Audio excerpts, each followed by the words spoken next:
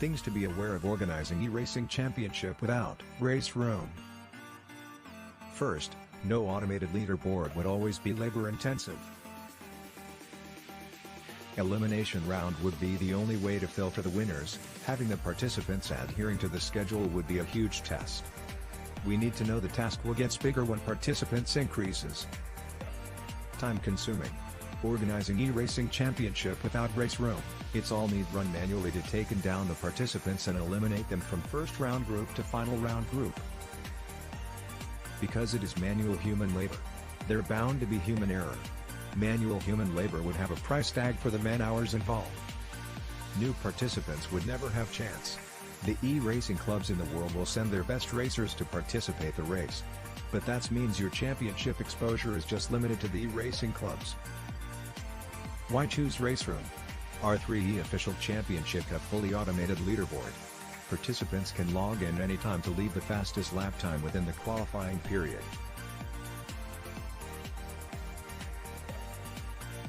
Each of the racers already have their ranks with race room. Next, save time. You can have unlimited amounts of participants in a super short time to qualifying them to final race. Race room can cover unlimited amount of participants. We have a full automated esports ecosystem from qualifying leaderboard to broadcast AI. Besides, race room's free contents lets everyone can participate to the race.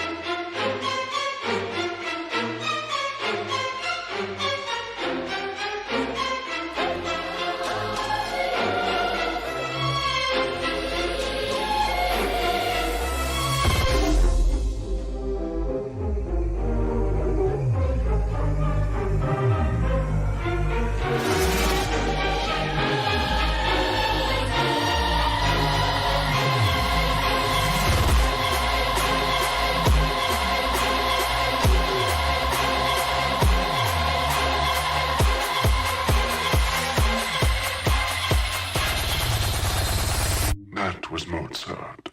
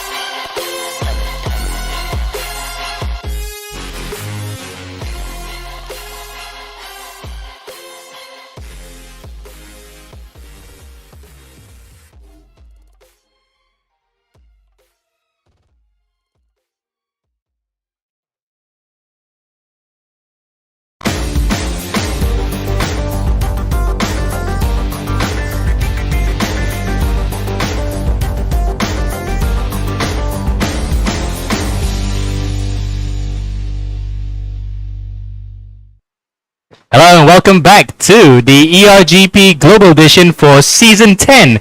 We are back here again after a 2-week break from the last time we were in Buriram with some amazing racing, and right for the first time ever we get to have Zikri on board from the start. Have you been in Copper before, or you done it you know this. I Yeah. mean, couple with you've been away from so long. Yes. So it's for the introductories, I'm Amo, aka Amazing. Alongside me is Zikri, the Global Edition 8 Bronze Champion. We'll be providing also the analysis. We can also analyze as it goes because we both are also sim racers ourselves, so we know how this will go around. So then, without further ado, we will actually just introduce ourselves to the circuit that we're going to be racing on today, which is the TT Circuit Assen in the Netherlands. And it's an interesting circuit because, of course, you raced this in E1. You really find this as a real driver circuit now, don't you? I like the circuit. I think it's probably my favorite circuit in the E1 calendar by far. It provided me my best result, I think. But it doesn't have a lot of overtaking chances. It's so narrow and yeah, it's just a lot of turns and everything. There's not a lot of straights on there. So yeah. Indeed, and the fact that you can see by the track map there's only a few straights, pretty much like short shoots, but then there's not really that many braking points to actually get overtaking done, unless of course you really brake to send it through, say, turn 1 and then about turn 10. So 4.555 kilometers long, clockwise and 18 corners. That is the circuit in prospect for the drivers, and we're about to start qualifying in a few seconds time. No predictions as far yet, but yeah, we can also just include just the how things are going. We can actually check out how the championship standings are going, isn't it, Zikri? Yeah, let's go. Let's see how the proper standings are. So you can see that Chris Chong, 20, less than 20 points, but it's a really big gap in front of Ozair. Then we get Amirul Afi Aizad, Ahmad Abdullah, Ahmad Hashim, Taiwei Chong, Nazwa Ashraf Nasaruddin, Issa Fuad, Aidre Amit, and Mikal Zahriz Iqbal. Rounding up the top 10. So Yeah, you ran through the top 10 easily there, so now everyone can know who is driving. But 14 points in eRGP may not mean much at all because anything could change, especially given the fact that it's quite volatile sometimes when it comes to racing. And before we go back to qualifying, this is the team standings from the first 2 rounds. FSA Racing dominating that because they got drivers represented in pretty much all the classes, so that's why they're getting the results there. But it is actually quality results. It's not just gaining the points, but it's also actually getting there when it matters. So really, that's why they're ahead. The Academy second, and GSR Motorsports in third, making it a Malaysia 1, 2, 3. Blackouts being carried by none other than Josh Powen in fourth place with 6 points behind there. So interesting to see how Josh will try to conquer the gold class later on. And then the Nations Cup standings, Malaysia leading the way, but it's not as much as you would expect. It's only about, say, 103 points. So Singapore can still catch up if the drivers actually score pretty decent results here in the next 2 rounds, because we're already past the halfway point of the season, and all that matters now is those championship points, isn't it, Zeke? yeah, well, I have a feeling Malaysia's got it in the bag, really. But you know what? You never know, because there's a lot of Singaporean drivers. As for the copper race now, we have Ahmad Abdullah, but there's actually we got the championship leader Chris Chong, Taiwei Chong as well. Issa Fuad also is from Singapore. He did really well in round 2, and that was his debut as well. So I'm very excited to see what he can do in the next game. Right then, so we're coming up now to the final corner here, the famous chicane where a lot of races have been decided in MotoGP. OZ breaks the timing beam, and there we go. That's about the ballpark figures that we've seen in the practice service, about 41.7. So in fact, no, Chris Chong, the championship leader, has gone ahead by 7/10. That's the first 40s we've seen this whole weekend. Yeah, Chris Chong, not surprising. He's been very strong in qualifying. But yeah, I know Amirul Afi Aizad has got something in the back, but he only got 6/10 from that.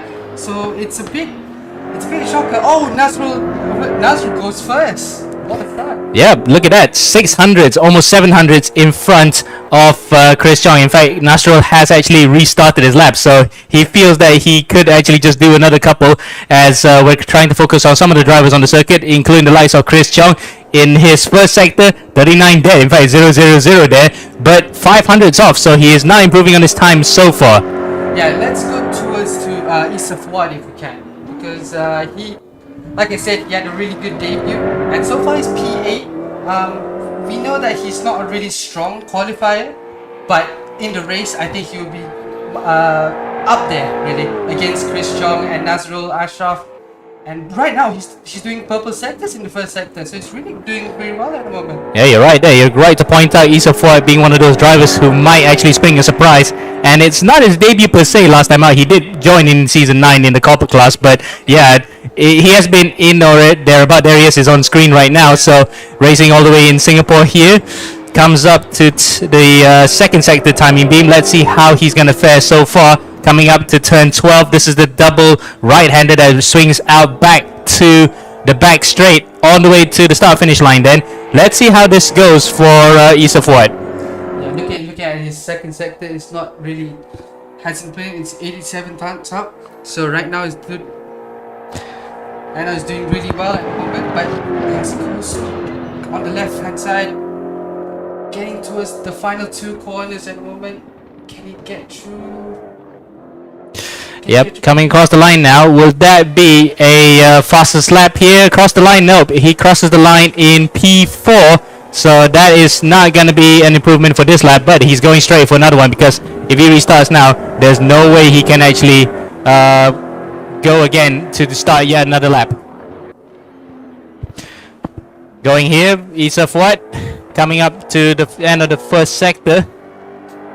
Let's see how this will fare for Issa Foy right now. We're looking at him, but Nasr Ashraf Nasruddin is still on pole position, and in fact, he is going around for yet another lap.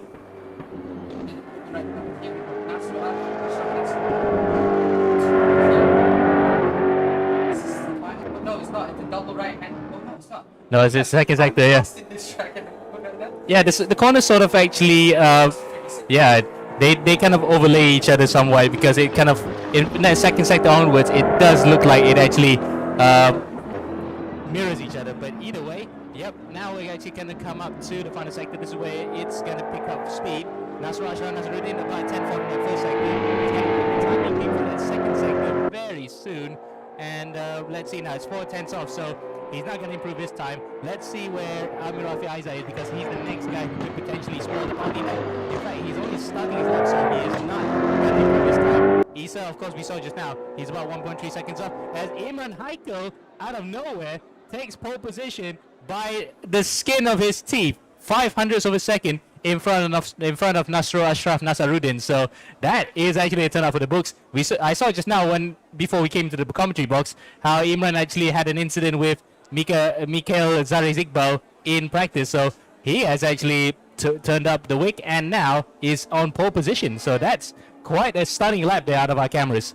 Yeah, what a lap from Imran Haikal. I saw that from the leaderboard and I just pointed at you, really. Look at that. It's not Chris Chung in pole anymore. It's Imran Haikal. Yeah, that's a change in things. And yeah, Chris Chung not that far off in third, only a 10th off really, so it's not. Yep. And shout out to the girl in P7. Yes, we have a female competitor again for the first time in a few seasons. Jana, it's Isabel from the Philippines. A good friend of... oh, sorry. Too close there. Yeah. So she's a good friend of Bianca Bustamante, who used to be in the W Series. So that's racing pedigree right there. She is a karter after all, based on her profile. So shout out to her. Let's hope she's going to have a good race. And in the top 10 in her first qualifying session, that's going to be quite interesting prospect to watch.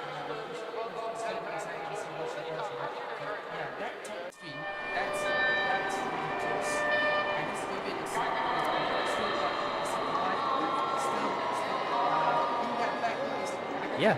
Best qualifying, but you know, anything can happen in this race. Yeah, and don't forget Ozaya Kadri, who's the championship contender to Chris Chong at the top of the copper standing. So we have to watch out for him as well, as we are now getting ready for the start of the race here for race number 1 in bronze, Global Edition 10, round number 3. We're underway here. We're going to get underway soon, as now the 5 red lights on the gantry go on, and when they go out, we're underway here in Assen. And that looks like a good-ish start. No, in fact, there's further collisions behind. A couple of cars going into the air, leaping the barriers, but it is not Imran Haikal going to the lead.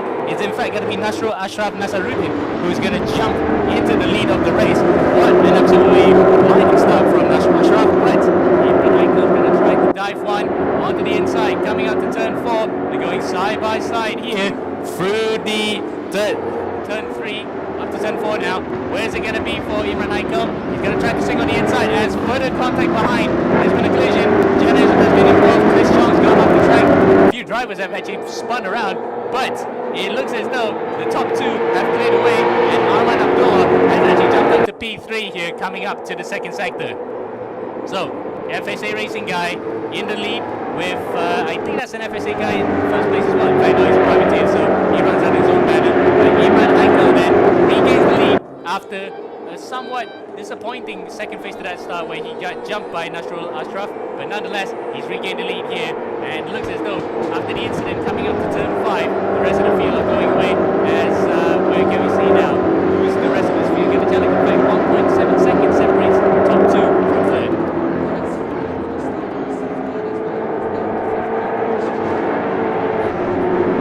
But this is not. It's been a chaotic start in a track that is, I would say,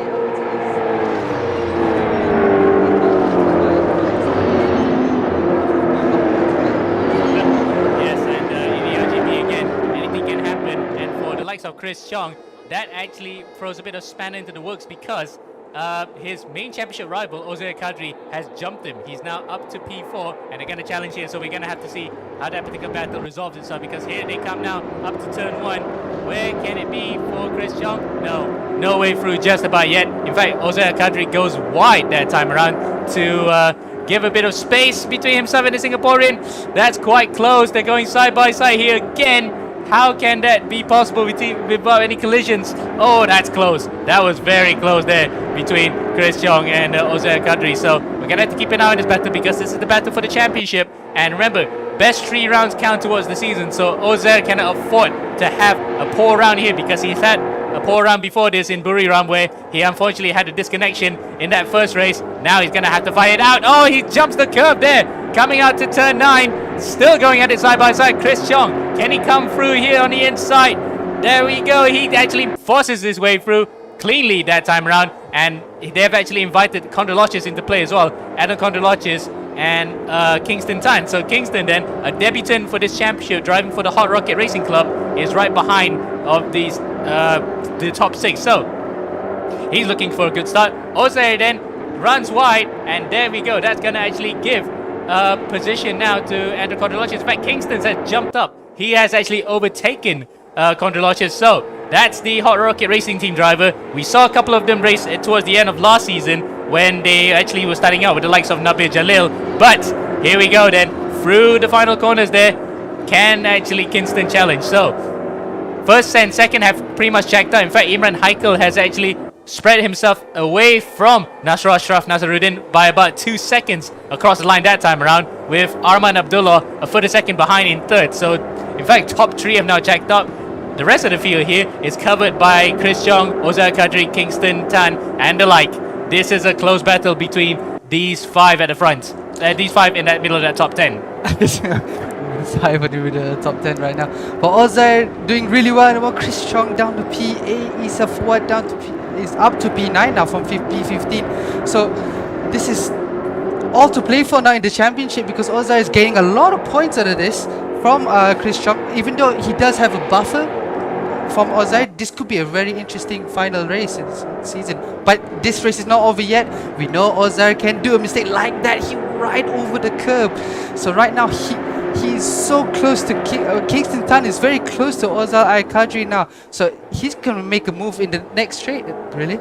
Yeah, whenever the straight comes, of course, because there's not that many, but he's trying one here, coming up to turn 11.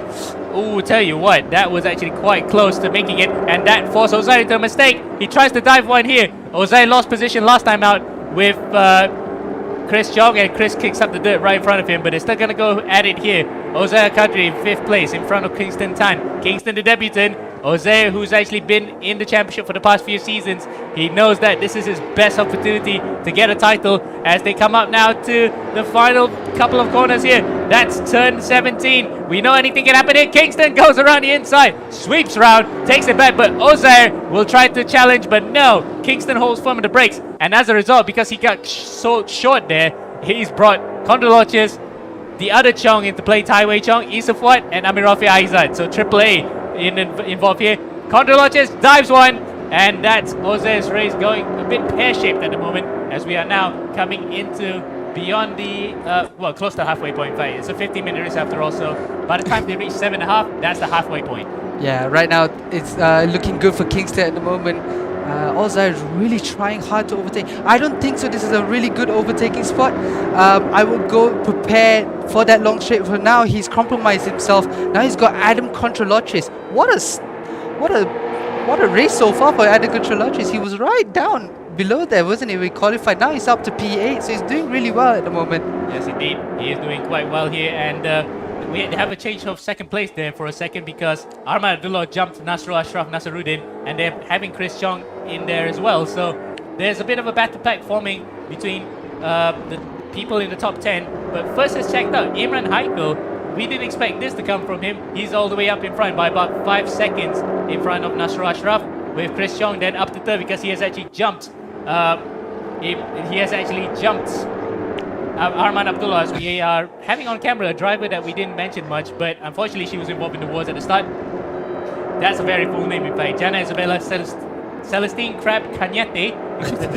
It's a bit of a symbol on top of the end, so it's Cañete at the end. So Jana Isabella, we welcome you to eRGP. Unfortunately, not the best of starts, but pole is definitely going to be around there. In fact, where is pole position this time around, Zikri?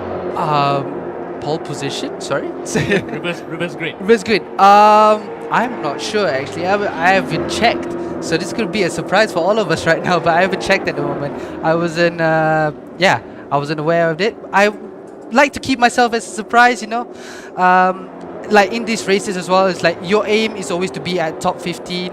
Try to get as high as possible to get that. Right now, she's up at top 15. She maybe can get that pole position at the moment. Yes, in fact, she is actually on track to score some points because points go all the way to 15th. So at least there's points on offer for the young Filipino, but unfortunately, fringe points for her. As we look back at the front here, Chris Chong under attack from Arman Abdullah. Arman actually gets onto the inside. He jumped the curve slightly, while Nasrul Ashraf actually cut the chicane altogether, and that allows Arman Abdullah to actually get up to P2. And this is among the FSA racing guys as well, so that's not going to hurt them in terms of point standings, but that's Arman actually getting ahead of who was potentially a race winner at one point, but unfortunately he's faded slightly. Chris Chong, in the hand, he doesn't mind. He's actually well ahead of his championship rival, Jose Al-Qadri. And right now, Chris Chong, I've seen his races before in race 1 and 2. He has made some mistakes. His racecraft is still not there yet, but it looks like he's improving every round at the moment. So it's really good to see him.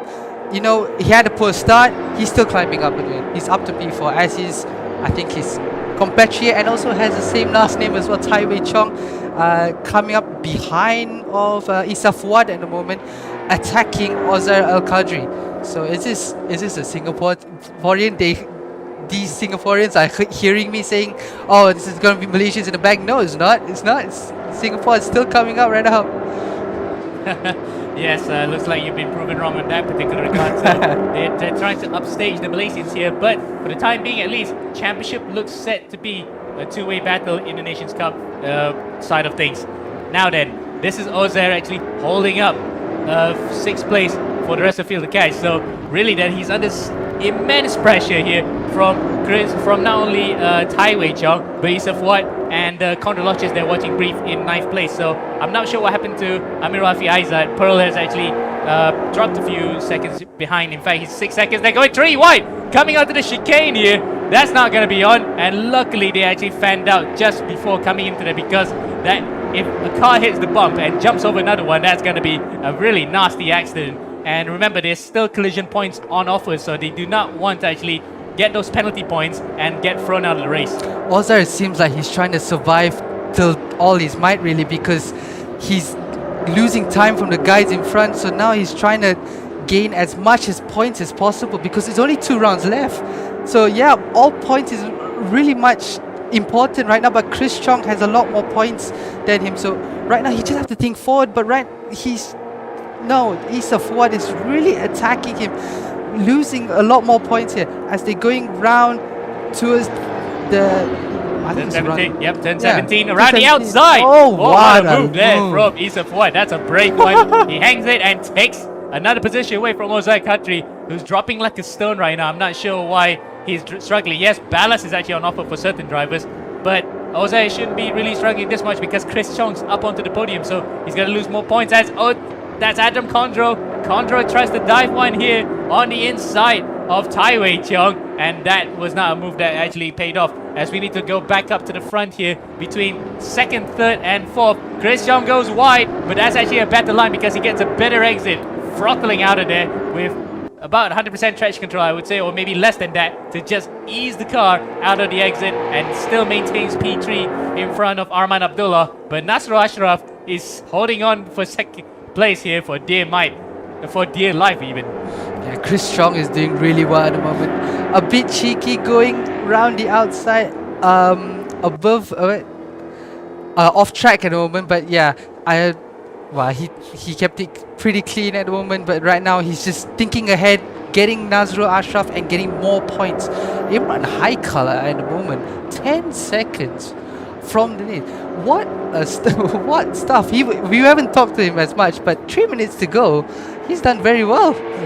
It's going to be the most dominant victory in eRGP, you can safely say, because we've had some dominating performances from certain drivers, but not with this much conviction in terms of the gap. It's now more than 10 seconds, and in a short sprint race, that's a lot of time that he gained. So really then, it's quite an achievement to see that gap up ahead as Chris Chong then makes a mistake, coming through the chicane, jumps over the corrugations and a small sausage curb that actually is on the circuit. He loses time to Arman Abdullah, and now potentially he's going to bring in Kingston time. Kingston, what a debut, young Kingston. Yeah, what a debut it is. I think he showed a lot of pace when he came around the academy doing laps at the moment. He was one of the fastest guys in the leaderboard, I think. But yeah, it's a really good debut. His racecraft is actually pretty good. And now he's really pressuring Chris Chong for 4th position. And Chris Chong, like I said, I was praising him at the moment, but now he's fallen back. It's like, okay, I've spoke too soon. So has the competitor curse went on me right now. Yes, and it's in full swing even with certain drivers. So let's hope that you don't jinx anybody else after this, as we are now coming up to the closing stages of this first race for the copper class. We've seen some argy-bargy action, including a driver that I think failed to get off the line properly. So that's why we saw a massive accident. It might have been Owen Lee anyway, causing that one. We're looking at Issa Fuad behind Kingston. No, in fact, we're looking at Issa Fuad on the small camera right now. He's lost a bit of time here because he was in that particular scrap, but he's shown really good promise here. You've been eyeing on him for a while because he did sing praises during qualifying that he could do the business. I'm a big fan of him, really. I can't wait to see his progression through this whole eRGP, going through bronze as well. I have a feeling he's good enough for bronze at the moment. He's really good at the moment. But yeah, Kingston. Oh, look at Kingston. Yeah, right up the back of the rear wing of Chris Chong. Chris is going to lose another position here if he is not defending well enough. Kingston cuts the final chicane. Remember, you can cut a lot on this circuit, especially in that final chicane, because we saw MotoGP in recent years, especially remember Valentino Rossi in 2017, wasn't it? Cut the entire chicane to win the Grand Prix ahead of Marc Marquez. So that's how much you can cut it. Well, in motorcycle terms, that's legal. Car terms, that's how much you can go. So you can go onto the AstroTurf. Kingston pressuring a lot here on Chris Chong, but he has to recede that one. As talking about receding performance, that's Jose Alcantara then losing yet another position. He's dropping like a stone, and he gets the better of Tai Wei Chong. Looks like he just slinked one on the inside, and Tai Wei just thought, okay, I'll just give him. Yeah, Tai Wei Chong looked like he went wide in that corner, so Ozai said, oh, thank you very much, I'll take that as a sedekah. But well, yeah, so now he has a clean air on the straight itself, but 30 seconds to go. P7 is not a really good result for Ozai at the moment as the championship standings. Yeah, that is not what he wants to see, especially given the fact that Chris Chong is actually just on the cusp of the podium. So he was on the podium at one time, but he will not complain that he has actually taken away more points from Jose Alcantara. As meanwhile, up in front, storming away 11 seconds in a 15-minute sprint race.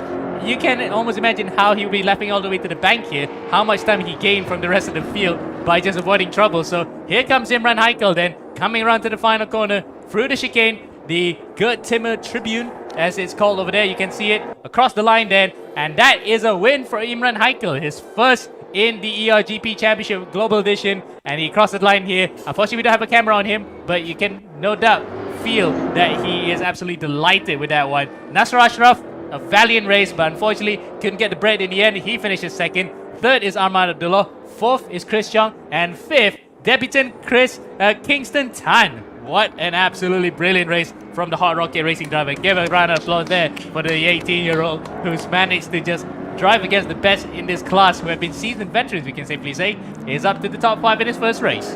Rapid, smooth. That's what you want in a racer, really. He made his moves count, and that's why he thought, ooh, that's a tight battle between Jana Isabella and Derek Chiang.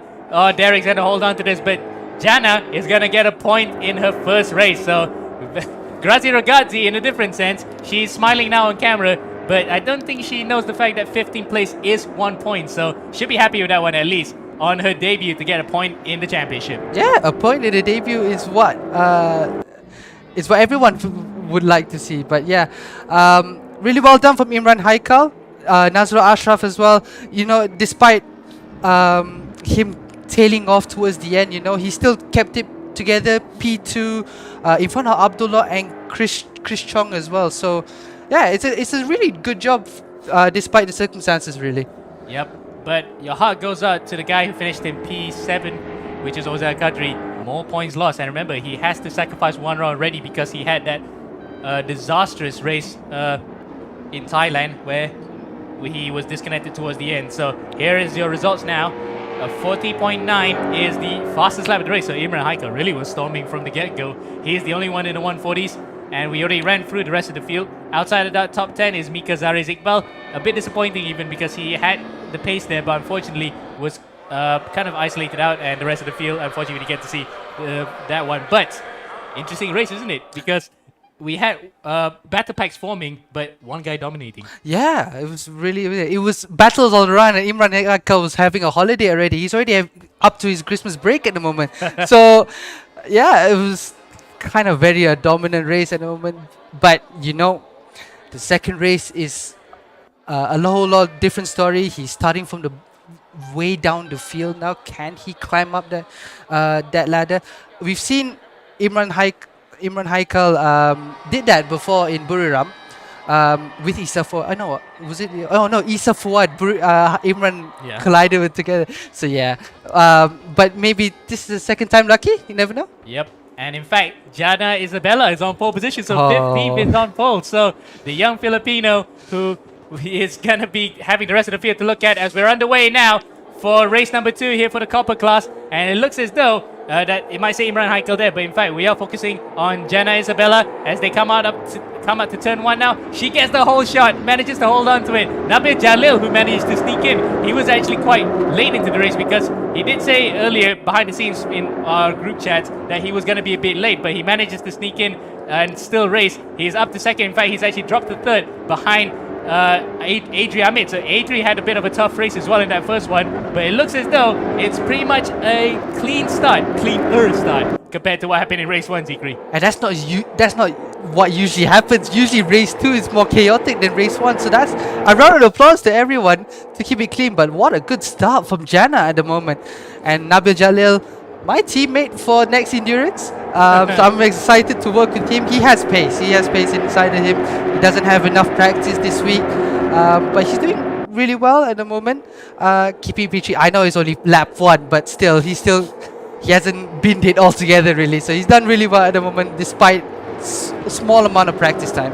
Indeed, and in fact, he was actually right up to the final few minutes of the leaderboard yesterday to actually get his time in so that he could qualify for the race. That was really nip and tuck, but he managed to get in there. And again, he had to be nip and tuck today as well to make it for this particular round as he goes side by side with Adri Ahmed. He touches the rear wing of Adri. Adri manages to hang on to that. He had an absolute tank slapper to actually hold on to that fishtailing. In fact, we don't use tank slapper for cars, but you get the idea. As Kingston gets the drive-through penalty for ignoring yellow flags. Slow down warnings. Oh, Ozar's been hit! Ozar has actually been spun around by AAA. Amir Rafi Aiza has actually ran into the back of him. The rest of the field streamed by. It's a chaotic end to the first lap as opposed to just a chaotic start. So, across the line then, Jana Isabella is leading the way by 1.4 seconds. But behind her, it was absolute chaos. Yeah, wow. That was really chaotic. I know, but they just let Jana to just give basically give her early Christmas present at the moment. I can't wait for Christmas. Can you tell? But yeah, but right now, yeah, she's having a race of her life at the moment. A really good start for her. I think this is her first time, is it? Yeah, her first time in eRGP. So yeah, well done. So far, again, she's gaining away from Adrian at the moment, and keep on going, girl. Yeah, keep on going. You go, girl. A good friend of Bianca Bustamante, so that's actually a good role model to have. As look at this battle pack. It's actually, by my count, 7 different cars in there. With undercut launches we're watching right now, chasing after Derek Chung. He's in front of Issa Fuad, Tai Wei Chong, Chris Chong, Ozair Kadri, and Nasro Ashraf. With the guy tailing behind is Amir Rafi Aizad, who caused that little kerfuffle coming into the final corner. Choo choo.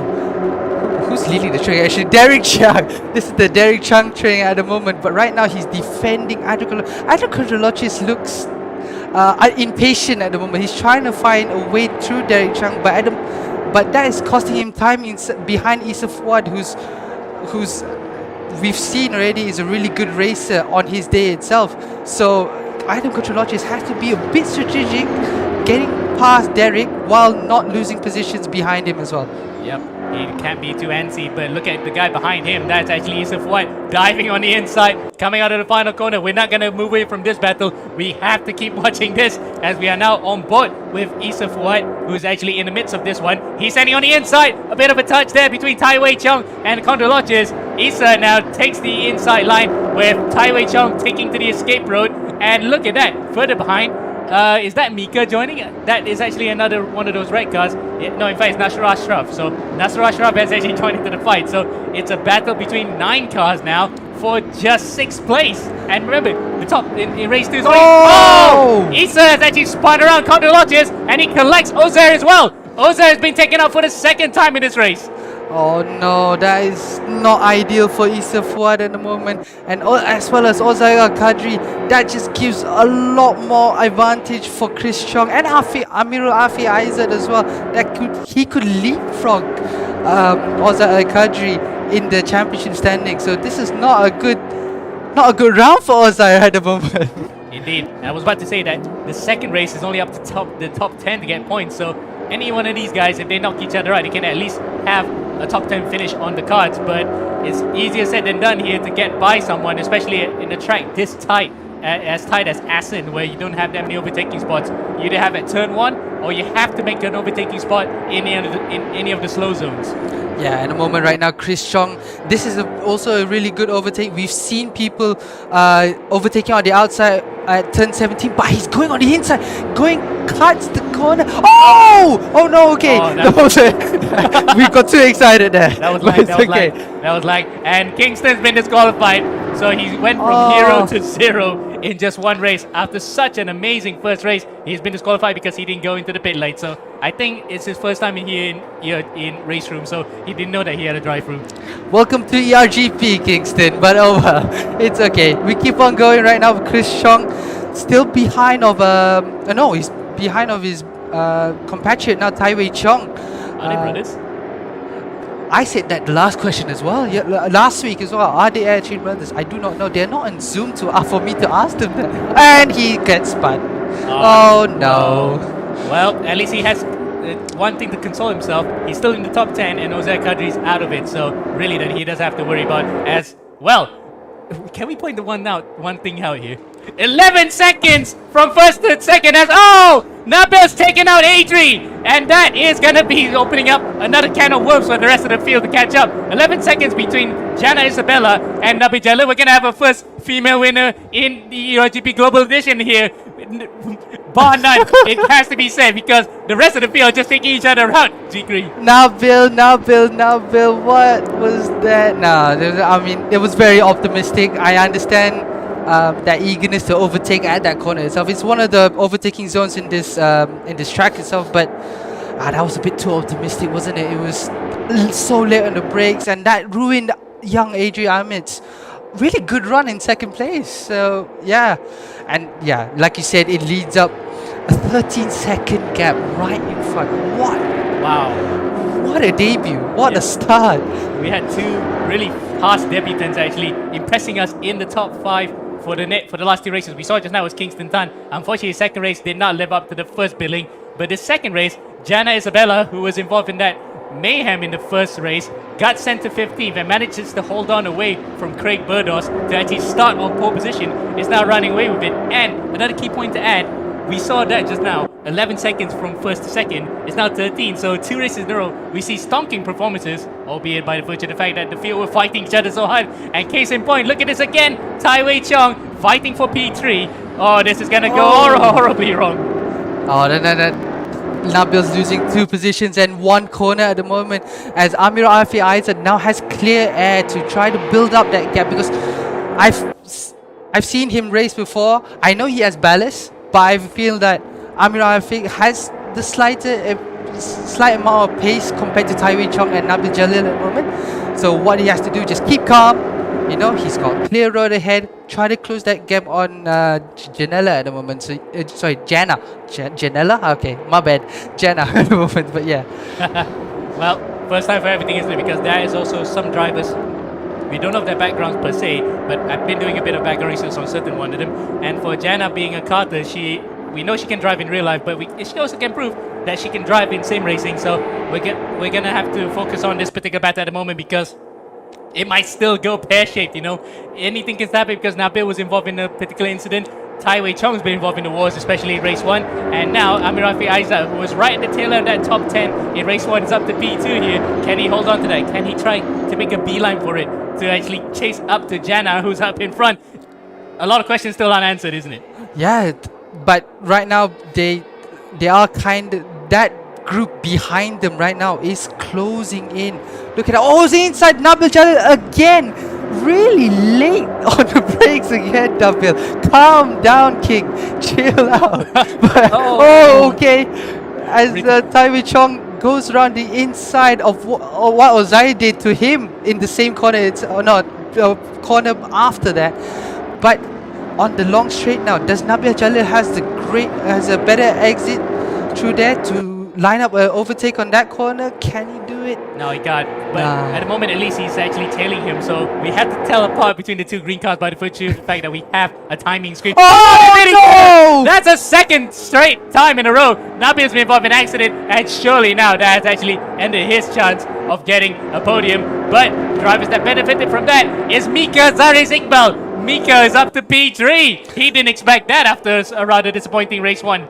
Hey, you know, top 10 is still not disappointing. He finished top 10, right? 11th. 11th? Oh, okay, that's disappointing. But it's okay. But this is a good second race already. He's up to the podium positions. But we know what Issa Ford is good. I am a fan of this guy. Alright? He can do wonders on that wheel itself right now. So I think Mika's a really good defender. So this is going to be an interesting prospect for that final podium position at the moment. Indeed, Zikri, but it's a like-for-like matchup, isn't it? Because these are 2 young guns who are hungry for success, and especially in particular because Mika's dad wants him to actually get up to the bronze category as soon as possible. He wants to progress fast, but for the time being, at least, he's got a lot of very fast fishes to actually deal with, and one of them is Issa Fuad. For the time being, Mika survives and holds on to P3, but for how long? Issa's right up to the back of him, and behind them is chapter leader Chris Jong. Oh, they cut the first corner a bit, and look at that, around the outside goes Chris Jong. Look at that. I don't want right now. Can he make it stick? Issa Fuad's got the inside. No, he can't, but he's going to get the inside line on this next corner as well. Up towards the straight. Oh, Issa Fuad went wide, and now side by side. Now it's going to be a drag race to turn 6, turn 7? Turn 8. Turn 8. And Mika has to be careful, really. I am very terrified for him right now. They may... Oh, there we go, side by side. Yeah, we thought for a second that Issa went missing, but he's actually conceded the place to Chris Chong. So Chris actually outfoxed him in that particular corner, so he managed to get a good drive out of there. He's up to P4 now. So Chris Chong then on a mission to try and give himself a bit of a buffer, because remember, he has not dropped a round yet. He hasn't had a bad round so far, but if he wants to have a bad round, it has to be previously, because now it's looking good, because he is actually stretching himself away from Ozair Kadri, who's having an absolute nightmare round. At the moment right now, his poor round is round 1, and he's improved so much. Round 2, now round 3, fourth consecutive fourth positions. No, 2 times taking positions in race 2 and race 1. He's banging on opposite as it goes on the inside of Mika. Oh! Oh, that's a massive save. How did he save that, Zikri? What a save! He's been learning ever since round 1. I think he knows how to catch collisions by right now. But he drops her down a position. Was it unnecessary move in that corner itself? It is a tough corner to overtake because, like I said, it's not a break. It's like a slight lift in these cars as well. But you know, it's an ambitious move. It did not pay off, but he's still within a second behind them. So you never know. He's still got 2 minutes to come back and get that third place. And 2 minutes as well for a certain Jana Isabella Celeste Crab Cañate to actually get. We just call her Jana Isabella for short because that's what she puts in her email. So Jana Isabella then 13.5 seconds in front of Amir Rafi Aizat, AAA, aka Pearl. So there's no way Pearl can actually gain that much time here unless, of course, something dramatic happens to Jana Isabella. We can see on her onboard right now. I was actually having a sneak peek there. She literally was turning the whole wheel around, holding the bottom end. That's how much she's actually giving it full beans. But I don't think that will help the tire wear too much. But either way, she's not gonna care because she's gonna cross the last lap next time by. Yeah, look, the way she's driving right now, she's maintained that gap from Amir Rafi Aizat, who we've seen before is one of the fastest in this class itself. Yes, ballast may be applied in this situation, but take nothing away from Jana. She's done very well at the moment, and Indeed. yeah. Credit to her. She made a beeline for it when it really mattered, and no one could catch her ever since. But before we go back to her, we're gonna have to run through the retirees for this race. Kingston, well, what more can we say about him? That was a disappointing run, isn't it? I think was good one. he went home from the academy. I think he just had enough today. But yeah, it's not been a great race too. But we've seen promising signs in race 1, especially race 1 is usually the need. And race 1 itself, another race 1, one of the top achievers in race 1 really, and Imran Haikal, who dominated race 1, but yeah, not a really good race 2. Indeed. And the other retirees including Craig Burdos, Tai Wei Chong, Anno Kondrolocious, and Mika Zares Iqbal was the latest retiree. I think it might have been one collision too many. Oh no, Mika, he was doing so well, but right now it's now a two-way battle for P3 at the moment. Issa Fuad defending all his might against Chris Chong at the moment. Chris Chong really eating that curve at the moment right now for dinner. But yeah, it's to no avail really, and Issa Fuad comes out on top. But take no credit, Chris Chong, 4th place in race 1, 4th place in race 2. That's a lot of points. That you gotta have to say. Yep, and given the fact that Ozair Kadri has been struggling this run, this is something that he will love to take in hand for the final round of the season coming next time by. But we have to come back to this battle after this, because look who's coming across the line right now. It's a first-time female winner in Global Edition. Jana Isabella crosses the line and takes victory! Look at how ecstatic she is. She's actually jumping out of her chair in absolute delight. She can't believe it. How her luck has gone actually really swimmingly, as we're gonna come back to her after this. We keep her screen on. Coming into the final corner then, Issa Fuad. Can he hold on to 3rd place? Because it's gonna be a drag race across the line, and just about holds on to it by a few hundredths of a second. Issa on our screen looking very relieved to hold on to that. Look at his relief on his face. That reminded of me when I won that last corner in Spa. Look at his relief on his face. That's crazy. Yeah, I remember that. That was one of the best things ever. And we thought, after what happened in race 1 where you spun around, you thought the morale's going to be low, but you packed it up with a win. And we're going to get Issa on board after this. Out of our screens, Amir Rafi Aizat has crossed the line in 2nd. Chris Chong in 4th. Nabi Jalil, who's going to be in the eye of the stewards after this, in 5th. Arman Abdullah 6th. 7th, Derek Chang. 8th, Nashr Ashraf. 9th, Ozair Kadri. And 10th, Adrian Ahmed. Now then, we must get to the interview with none other than Jana Isabella. So we're gonna get her on board. A first-time winner on debut. We've heard that a couple of times before. Jana, can you hear us? Hello, Jana, can you hear us? Can you unmute? Yes, I can. Hello. Well, Hello. welcome to your GP. Congratulations. This is Ammo and Zikri from the commentary box. Congratulations. So, would you like to tell us what happened in that race just now? How amazing it was to get a good start? Honestly, I don't really know how to explain it. Was it easy? It looked easy. No, No, no, okay. it wasn't. My heart was beating more than 2 million miles per hour. For sure then. So it's kind of like those racing drivers that, it gets jitters at the start. But it looks as though you did actually manage to hold on to the whole shot and you never look back. How did you maintain that consistency when a lot of drivers were just ready to aim behind you just now? I don't actually know how I was able to keep that consistency. I was just really focused. Not really. That's a solid answer. I have to say, yeah. I would I would be surprised. Yeah, I wouldn't be that focused. I would be started sweating. So well done Yep. for race 2. Well done for you, and, And, we'll yeah. see you in the next round. And also, last thing to say, grazie ragazzi. All right. Thank you, Jana. We'll see you next time, and hopefully we can see more of you in ERGP. All right. Okay, cheers to that. Now then, we're gonna have to get another guy on board, and it has to be Isaford, isn't it? For sure, because that was a drag race across the line of dreams. Yeah, at the moment, let's try to get him in here if he can. Isaford, can you hear us? Can you? Oh, we can't hear you. Can you hear us? Can you try speaking? This, I don't think so. We can. yeah, okay, I mean, he could probably try hello, to hello. increase. Okay, now there we go. There you go. Hi. So, Emma, No, no, take you it. need- No, you no, need to I'll go, you because take it, man. You're kind of like you're his biggest fan, so you need to lead the way then. How was it? How was for today's race? It looked pretty chaotic. There's a lot of moves has to be done, a lot of defending. But how was it overall?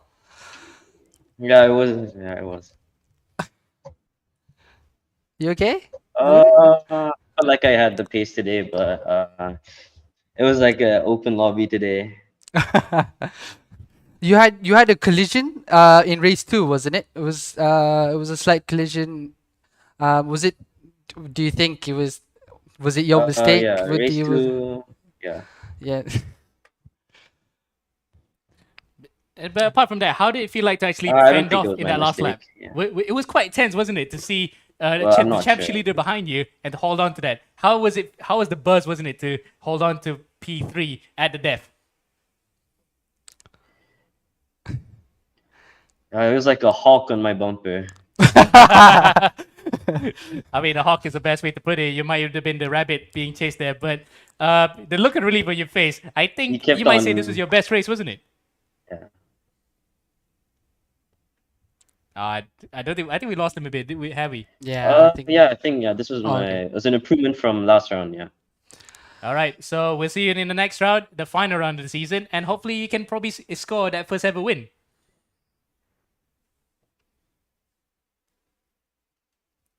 Thank Yeah. you. All right. Okay. Okay. Cheers. Thank you. Looks you, like we Sam. have a bit of a delay in Yeah. the audio, but either way, he the relief on his face, you can Thank tell you. that result meant a lot to him, and for sure he will try to get that win in the last round, Zikri. Yeah, I think Isaford will get a win one way or another. I think that last round he's gonna get that win. But at the moment he's improved a lot. Yes, today he had a little bit of kerfuffle in race 2, but mistakes happen. I made mistakes as well. Emma made mistakes as well, Yeah, right? we all make mistakes. Yeah. So So that's how we learn. yeah. Right then, so that's the end of the copper class. Now we're gonna have to move forward to the bronze class, and normally we expect a lot of action in this one. So if copper was to tell you anything, we're being served an absolute treat in that one. That was just the starter. Now we're moving on to the entree. So we'll be right back after the commercial break for the bronze class. Right after this.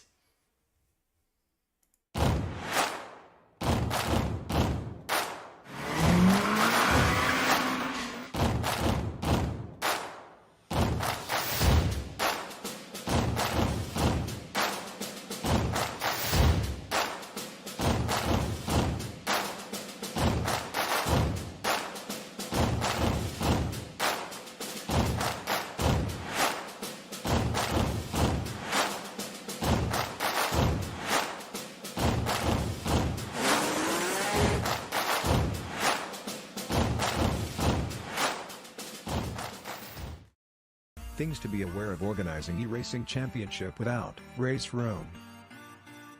First, No automated leaderboard would always be labor-intensive. Elimination round would be the only way to filter the winners. Having the participants adhering to the schedule would be a huge test. We need to know the task will get bigger when participants increases. Time consuming. Organizing eRacing championship without race room, it's all need run manually to take down the participants and eliminate them from first round group to final round group. Because it is manual human labor, there bound to be human error. Manual human labor would have a price tag for the man-hours involved. New participants would never have chance. The eRacing clubs in the world will send their best racers to participate the race. But that means your championship exposure is just limited to the eRacing clubs. Why choose race room? Our 3E official championship have fully automated leaderboard. Participants can log in anytime to leave the fastest lap time within the qualifying period. Each of the racers already have their ranks with race room. Next, save time. You can have unlimited amounts of participants in a super short time to qualifying them to final race. Race room can cover unlimited amount of participants. We have a full automated esports ecosystem from qualifying leaderboard to broadcast AI. Besides, race room's free contents lets everyone can participate to the race.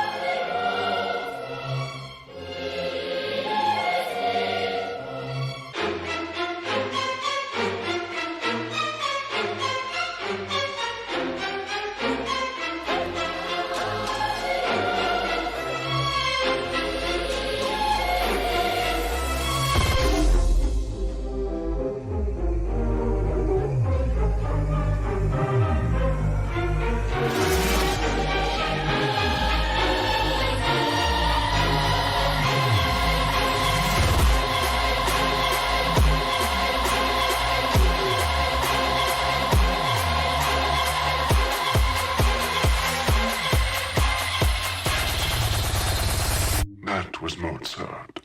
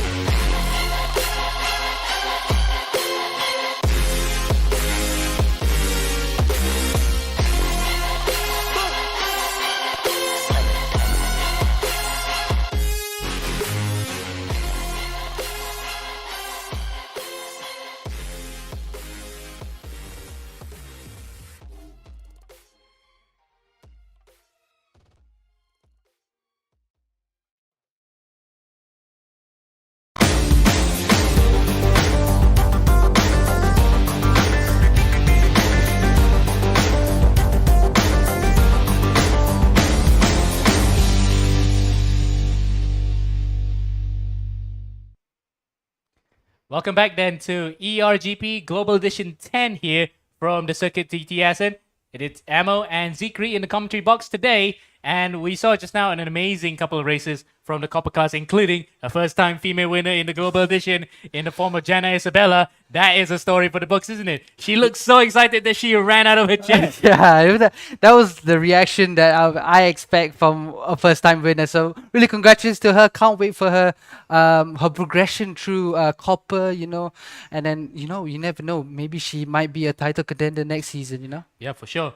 But that's actually Copper's story done, and what an absolutely scintillating race it was. Now we move on to the bronze class, which our good old mate Afi would say offers up the best racing in the series. So before we go to the action, we have to find out where we're racing, and we're racing, of course, at the same circuit, none other than the TT Circuit Assen in the Netherlands, where it's a 4.5 kilometer circuit that runs clockwise. Normally hosts MotoGP racing, but we have seen some car racing in the past, including the likes of Champ Car and the Super League Formula. So now we look at the bronze categories, the standings for the bronze category right now. So Roy is leading another so far standout performer in bronze right now. Roy Numberipperip doing very well. Chris Chong, look at him, from copper top and then second in bronze is wow. And Azwan Anwar in third with Keith Moe, Ozai Al-Qadri, Shafiq Danish, Clint Olive, Manda Adika, John McGregor and Chin Wei Ren. Yep, and critical thing to know, right, we've never had a double champion in one season before. So we are looking to see if Chris Chong can do that, but there's still 2 races, in fact 2 rounds, 4 races to go in the season for that to happen if we could see a double champion. For the time being, it looks good in copper for Chong. Now he has to do the business in bronze. And against Roy Ripperip, who has been fast in qualifying in the past, but now he has actually finally put together performances that could actually put him in championship contention. See Chris Chu then having a bit of a moment with one of the cars going off track. You have to remember, Roy couldn't convert those holes to wins. Now he has, and he's looking like a serious contender, Zikri. And I'm very terrified because I have to face him in endurance next week, which is on Saturday, by the way. So you just have to remember that. Put that in your calendar. Endurance edition is on Saturday. Starts at 12, I think, but we qualify at 11:30. So yeah, just remember that. 12-hour race even. So that's for the endurance edition that's going to come up next week. But for the time being, we still have global to be settled here, and it's been a good couple of rounds so far, especially given the fact that Buriram went all the way to the final corner in certain cases where it was a battle for second. I forgot who was spinning in the infield, but that was quite an exciting encounter over there. Now we have a circuit that kind of suits these cars because Formula 3 cars are quite small anyway, so there's plenty of room for them to play around, even in a tight circuit like Assen. I kind of wish I was racing in this category actually. It's not every day that I wish to come back to bronze with all the nightmares that I faced in this track, but in this category, for example. But this track with the FX22, it felt good. I think the F3 felt. I think it's gonna feel even better. But yeah. So let's see how the times are stacking up here for practice as we are looking forward then to moving on to the next session here. We got about 10 minutes left to go here, but we'll just proceed now to qualifying, which is going to come up pretty soon right now as the drivers will start going about. There we go. That's automatic actually. Some of the drivers actually went out like that because the session has ended. But it's Roy Ripperip who's in the 29s, the only driver to do so at the moment. Yep. 29.9 seconds. That is actually a scintillating time. He was 6/10 faster than Keith Moe. That will be quite a huge gauntlet to do, especially given the fact that we know Roy can be absolutely scintillating in qualifying. He can just put those 1 laps together. Yeah, at the moment right now, he's gonna be a force to be reckoned with at the moment. So as now we got Roy. We can get him to zoom as well at the moment right now. You can see him racing. Look at his camera angle. Yeah, I think he's racing in his living room because it looks like a chair that's bolted on TV. But either way, we don't really criticize whatever people drive as long as they're comfortable with it. Now, Zikri, would you like to take us a lap around the Assen circuit? Because you're quite familiar with the circuit anyway. I think, yeah, I would take it is right now. So he's up down to turn 3 at the moment, heading towards turn 4. Now, this is a really blind corner. This is turn 5, one of the hardest corners in the track, and now you have to set yourself at the exit down to going through 6 and 7, but yeah, it's not really a corner. So up to turn 8, and he's now purple, 35.061. That's a really good sector actually. And he's really quick through there. This is my favorite part of the section. Very technical. It's very flowing as well. It's one of the key. There's a lot of undulations around as well, and up towards to turn 12 and then to turn 13, which I think is flat in this corner. So right now he's now going on the long straight, and this is going to be a fast left, right, left. Is one of a kind really. It's really fun to drive around. 15 now towards to turn 16, 17, 18. You can cut a lot in turn 15. What time will he get at the moment? He's got a second sector purple, and he's pole. No, he's not. He's second. Keith Moore in third. And Keith In Moore first, sorry. Yeah, Keith Moore in first, and he managed to get into 29s as well by 9,000ths of a second in front of Roy Rip Rip. That wasn't part of the script. We thought that Roy was just going to get pole easily, but he's immediately on for a second lap, and we're watching him right now quite closely here. Keith is out of our sight at the moment. We are waiting to see where he is right now on track. He is actually coming up to the first sector timing beam, 500ths off his previous best. Now we're looking at Roy Rip Rip. Where is he going to be coming out to the first sector timing beam? He crosses that a 10th off. So still a lot of time to find between these two drivers. Dave Smart in third place as we're going to be looking at Keith Moore here, coming up now to the final two sectors of the lap. Yeah, right now he's a bit down on sector 1, but you can make up a lot of time back in sector 2. Right now he's going up to turn 13 as he's going now for the straight. But right now, is his time is there? What happened? Oh, and I think he might have actually cut a corner somewhere because he has to reset that. In fact, he's still going on actually, isn't he? He is still going on right now, so I don't know what's going on here. I'm not sure what's going on with the timing screen because it looks like though the session might have just prematurely ended.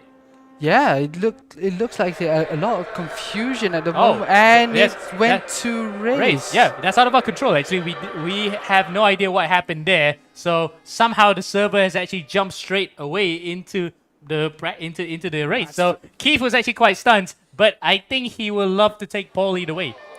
That's very interesting. Yeah, I can see a bit of unhappy faces at the moment. Roy Nupper Rip, to say the least, but it was out of our control. We didn't. Yeah, we didn't know that the server was going to reset actually because we literally were watching the timing screen, seeing who's going to be the next driver to come up, and then suddenly it just resets itself. So a bit unfortunate in that particular instance, but we're going to have to let the show go on. So any compensation that happens in the end is going to be in the steward's room after this. Yeah, this is something about in the RGP. You have to be ready for anything. You have to set that perfect lap, and then that happens, and then you're going to have to think. But right now, we're going to go straight to the race with Keith Moore at the start. And take us ammo for the start. Yep, 5 lights on the gantry when they go on, where they are going to be able to hold up. It's green, and we're underway here for race number 1 of round 3 for Global Edition 10 in the bronze class. And it's Roy Ripperip who's actually still... no, in fact, he's actually behind, tucked into Keith Moore. So Keith has actually gotten the jump on the rest of the field here. Somehow, he manages to hold on after a bit of a slow first phase, but that second phase was looking much stronger, and he holds on to the lead here. Third place is Ozai Kadri, who looks to make up for a rather disappointing copper outing. And guess what? He's actually not missing a beat. He has actually shoved his way through up to second place in front of Roy Rip. But it looks as though no many incidents to actually report of. It's a rather clean start for a bronze race. I have to say, it's a really clean start at the moment. So this is very close. Is also Al-Qadri in second? Yes, he is.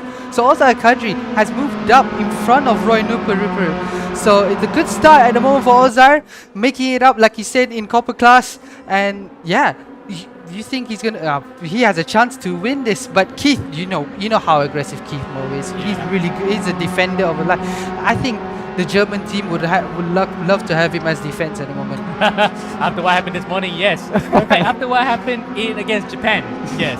But either way, that's football, memes out of the way. Keith Moore then, about almost a second in front of Ozai Kadri. Roy Ripperip in third place. We'll be a bit disappointed after a server glitch. We did not know what happened there. Hand on heart, we were looking at the timing screens when it happened. Suddenly, the car started driving by themselves. So either way, Keith would love to take that. He is leading the way right now across the line. Oh, somebody flipped out in the air there for a second. Somebody flipped in the air. There it is. A car in the background. It's Chris Young. It's Chris Chong who's actually flipped it. Chrissy boy, what happened? Oh no! What happened there? And he's down to P14. I hope he doesn't have damage. It is a pain to drive these cars with a suspension damage at the moment. But yeah, he's doing. Does he have damage? No, he doesn't. Oh, Okay, that's really good. Yeah, miraculously he walked away with that one. So we saw just now at the end of that, a car in the air flipped it. So I think he might have hit the curb there, didn't he, Zikri? Because Yeah. you know for a fact that when these cars lock wheels, they can flip into the air. You love to do roly-poly-oly around here. But yeah, at the moment right now, Ozai Kadri is really defending very well against the timing screens is a bit glitched at the moment. It should be Ozai.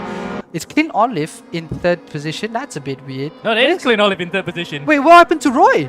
So Roy then, he's actually out of this race, isn't it? Because, oh no, in fact he's actually 11. He's P11. He's P11. So he might have been involved with that particular incident with Chris Chong on his turn turtle. And you can see on our screens right now, that is Roy Rip. We can go back to him here. He's up to P10. Oh, bit of a touch. He actually had a bit of a fender bender there with Kent Lau. He's gotten somebody behind him. That looks like presumably his father there.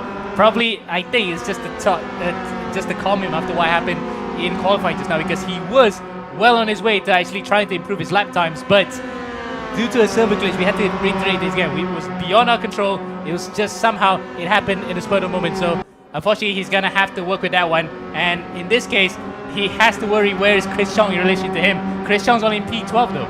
Yeah, right now Chris Chong P12, but I'm sorry. Clint Olive and Dave Smart. I've raced against these people before. They weren't very quick when I started it back then, but I'm looking at them now. They're battling for P2, which is actually, I'm really happy to see them really battling it out as he goes going side by side with Ozai Al Kadri into turn 7. And he's kept the inside line. He's doing really well at the moment, Ozar. But really happy to see Dave Smart and Clint Olive battling out for the podium for top 2 at the moment. As Keith Moe is flying away. Another runaway win. Yeah, it's what is TT Assen with runaway winners today? I don't know. I don't understand it. Yeah, it's a bit of a recurring theme, isn't it? But it's only because that if you make a beeline from turn 1 from the get-go, make the whole shot and try to run away, other drivers behind started battling, that's probably the best time you can try to pound in the lap time. So Keith Moe in this particular instance, we know he can actually do the business, so he is 3.5 seconds in front as Clint Olive then tries to send one coming out to turn 18 around the outside. No, it's not. In fact, that was Ozer actually around the outside. Renato Julie gets a stop and go penalty for overtaking on the yellow flags, but I thought for a second Cliff might have actually hung around the outside. I know it's pretty smart from Clint Olive just to stay behind of Ozai Al Kadri, because I would try to go for the overtake on turn 5 and on that long straight, get that better exit, try to overtake him on turn 8, sorry. So right now, but he is drifting away from Ozai Al Kadri. Maybe he went a bit well. Oh no, he's going to try to dive inside. No, that's not happening.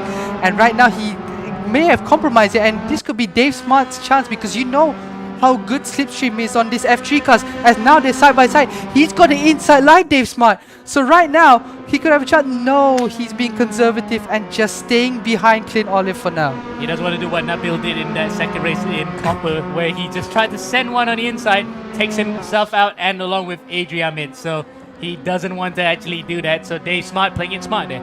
Yeah, it's a really good, really smart move. Really composed move, and oh, he's had enough of this smart jokes anyway. So yeah, I thought for a second he was going to dump it there coming out of turn 11 on the way up there, but it's still side by side between the two Aussies, as we are now looking at Roy Ripperip. He has actually recovered up to P7, so that's a good recovery for him after being involved with the wars in between the drivers in that top 10. And I think he might have been the one that was involved with Chris Chong that allowed Chris Chong to become turtle at the final corner. But good recovery so far, and he's having parental guidance there to calm himself. So far right now, he's setting one of the fastest lap of the race at the moment. His last lap was 130.7, which in contrast to the people in front of him, he is like 4 to 5 tenths faster. So he has the pace. I think he's just got unlucky. Maybe incidents came up to him again, but we know he has the pace. He's still got a long way to go. Still got 8 minutes. 8 minutes theoretically is actually a really long time. Still can catch up. So yeah, still points to be played, you know. Points to claim and a lot still to play for the championship leader, and almost we can safely say champion-elect, because he wants to be actually part of that particular battle all the way to the end. But for the time being, at least, he's gonna have to have damage limitation. But luckily, he's limiting the damage from the botch qualifying from the server and the rather slow start to be up in front of his main championship rival, Chris Chong. So for the time being, at least, it's going swimmingly for him. Yeah, right now, Dave Smart is really keeping it together. But look at side by side between Ozar and Clint Olive at the moment. I would try to make a move before that left-hander at turn 15. Yeah, he's trying to go around the outside. Now he has to sit behind Ozar in turn 16 and 17 and 18 and just proceed behind him in the next lap. And I would say again, after turn 5, if you get a good exit up towards turn 8, that's a really good overtaking maneuver, and then you can speed away, because sector 2 okay. That's a bit too much eating curbs for dinner tonight, mate. But yeah, but he's doing really well at the moment. Clint Olive is doing, he's diving on the inside again. Oh, that's gonna end ugly. And yep, it's a bit ugly there. He did force Jose out wide, and that allowed his countryman Dave Smart to come in. Despite the Singapore flags, they are both Australians, by the way. So for anyone who's confused why there's plenty of Singaporeans, some of the other country flags had to be taken. Either way, Singapore was the most straightforward option. I can put it at that. Let's put it at that. It's a straightforward option. But for Clint Olive, then, he's up to P2 by force in front of his fellow countryman Dave Smart, who's actually a teammate as well in the Assen stable, by the way. So they're driving for the same team despite racing in different colors and having some differentiation between their names as well in the team name. But either way, they're up. He's up to second and third. Ozai Kadri then drops to fourth. Now all this kerfuffle between these three drivers has just made a gap for Keith Moore. 6 seconds ahead. It's absolutely rampant from him at the moment right now. He's just taking it calm. The way that he's driving right now is actually it's actually resembles of me at the moment. But yeah, at the moment right now. You're tooting your own horn, if you can say so. Yeah, if we want to see Keith Moore in action. The way, okay, he's scratching his back at the moment, but yeah. Right now, this battle, yeah, is not really helping the cause for first place at the moment, but yeah, it's a really good battle, but they have to play smart. Yeah. Dave Smart is in there. They have to ask him what is the smart thing to do to catch up to Keith Moore in front. You're killing the joke, mate. You're killing that joke. It's to the point that all the cows have come home now. Either way, let's see then the battle between P6 now, between Roy Ripperip and Azwan Anwar. Azwan was the one that actually spun in that final corner in Buriram while battling for second. He's got a different proposition this time, battling with the championship leader. He gets a bit skittish there coming out of turn 9. Oh, they're gonna go wide. There's that banking that will normally help out drivers who are on the inside, but Roy uses it very well to gain a lot of speed. And guess what? He's got the drive on the inside coming up to turn 11 here and takes P6. Well done to Roy. That's really calculated move. I wouldn't myself try to overtake in sector 2, but he's made it work, and now he's up to P6. Now he's on the charge. Look at him. He's very focused at the moment. He's really trying to make amends of well, it's not his fault. The incident maybe is his fault. We didn't see it, but right now he's just trying to make time back. You know, he's still leading the championship. He's still got a lot of points of buffer right now, and he's still gaining pretty decent points. He's still P6. Meanwhile, back up to the battle for P3 then. It's Ozair on the inside. He's managed to take P3 away from Dave Smart for how long? Dave dives back onto the inside. But that might have been overcooking it slightly. No, manages to hold on because that bank turn, there's a lot of banking in this circuit. It's a bit subtle, but it does help out a lot of drivers who are trying to go around the outside. It's a nightmare driving an FX22 around here because of the banking, and then you just lose traction trying to get on the power. But right now, Dave Smart doing really well at the moment, getting through turn 8 and clean, and now Dave Smart can now build that gap away from Ozar Al-Qadri, because I'm feeling that Ozar Al-Qadri, it was kind kind of hindering them a bit. So yeah, now Dave Smart can chase down Clint Olive. Clint Olive can chase down Keith Moore, but it's not much. Oh, as Azwan Anwar, who's facing against Roy just now moves down to P10. I think he made a mistake in that corner. Yeah, in fact, there was nothing on our screen that said there was a collision, so he might have actually gone wide there, straight into the gravel coming out of turn 10. So unfortunately for him, what looked like a good points finish has gone slightly begging. He's still in the points in P10, but it could have been more had it not been for that incident. And the guy in front of him who benefited from that is Nizar Rizki Ramadan. He's actually chasing up to the back of Shafiq Danish. Yeah. Let's see Nizar at the moment, how he's driving. So he's very, very focused at the moment. So close. He's very close to Shafiq Danish at the moment.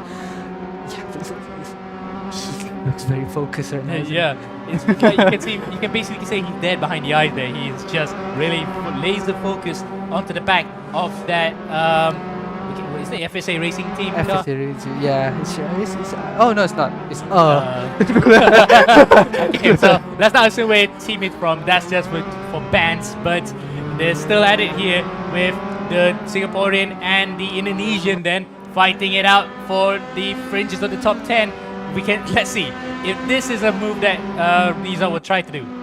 Yeah, look right now. I think Niza's being. Ooh, okay. I was about to say he looks a bit composed. He knows what he's doing. He's keeping control. He knows when to attack Shafiq Danish, but he nearly braked very late. Oh, one person. John McGregor. No, it's not John McGregor. In fact, that might have been. Well, who's this?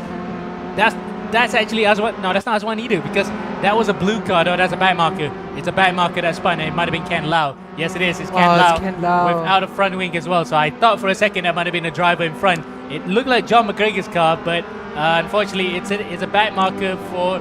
Unfortunately for Ken Lau, it's about him being a back marker. There's no way back for him just yet. As we look at the battle for P3. Oh, Zaid actually is trying to dive one around the inside there. Dave Smart holds on to that one. In fact, Clint Olive has actually gotten through as well. No, in fact, is that back markers as well that they're coming through?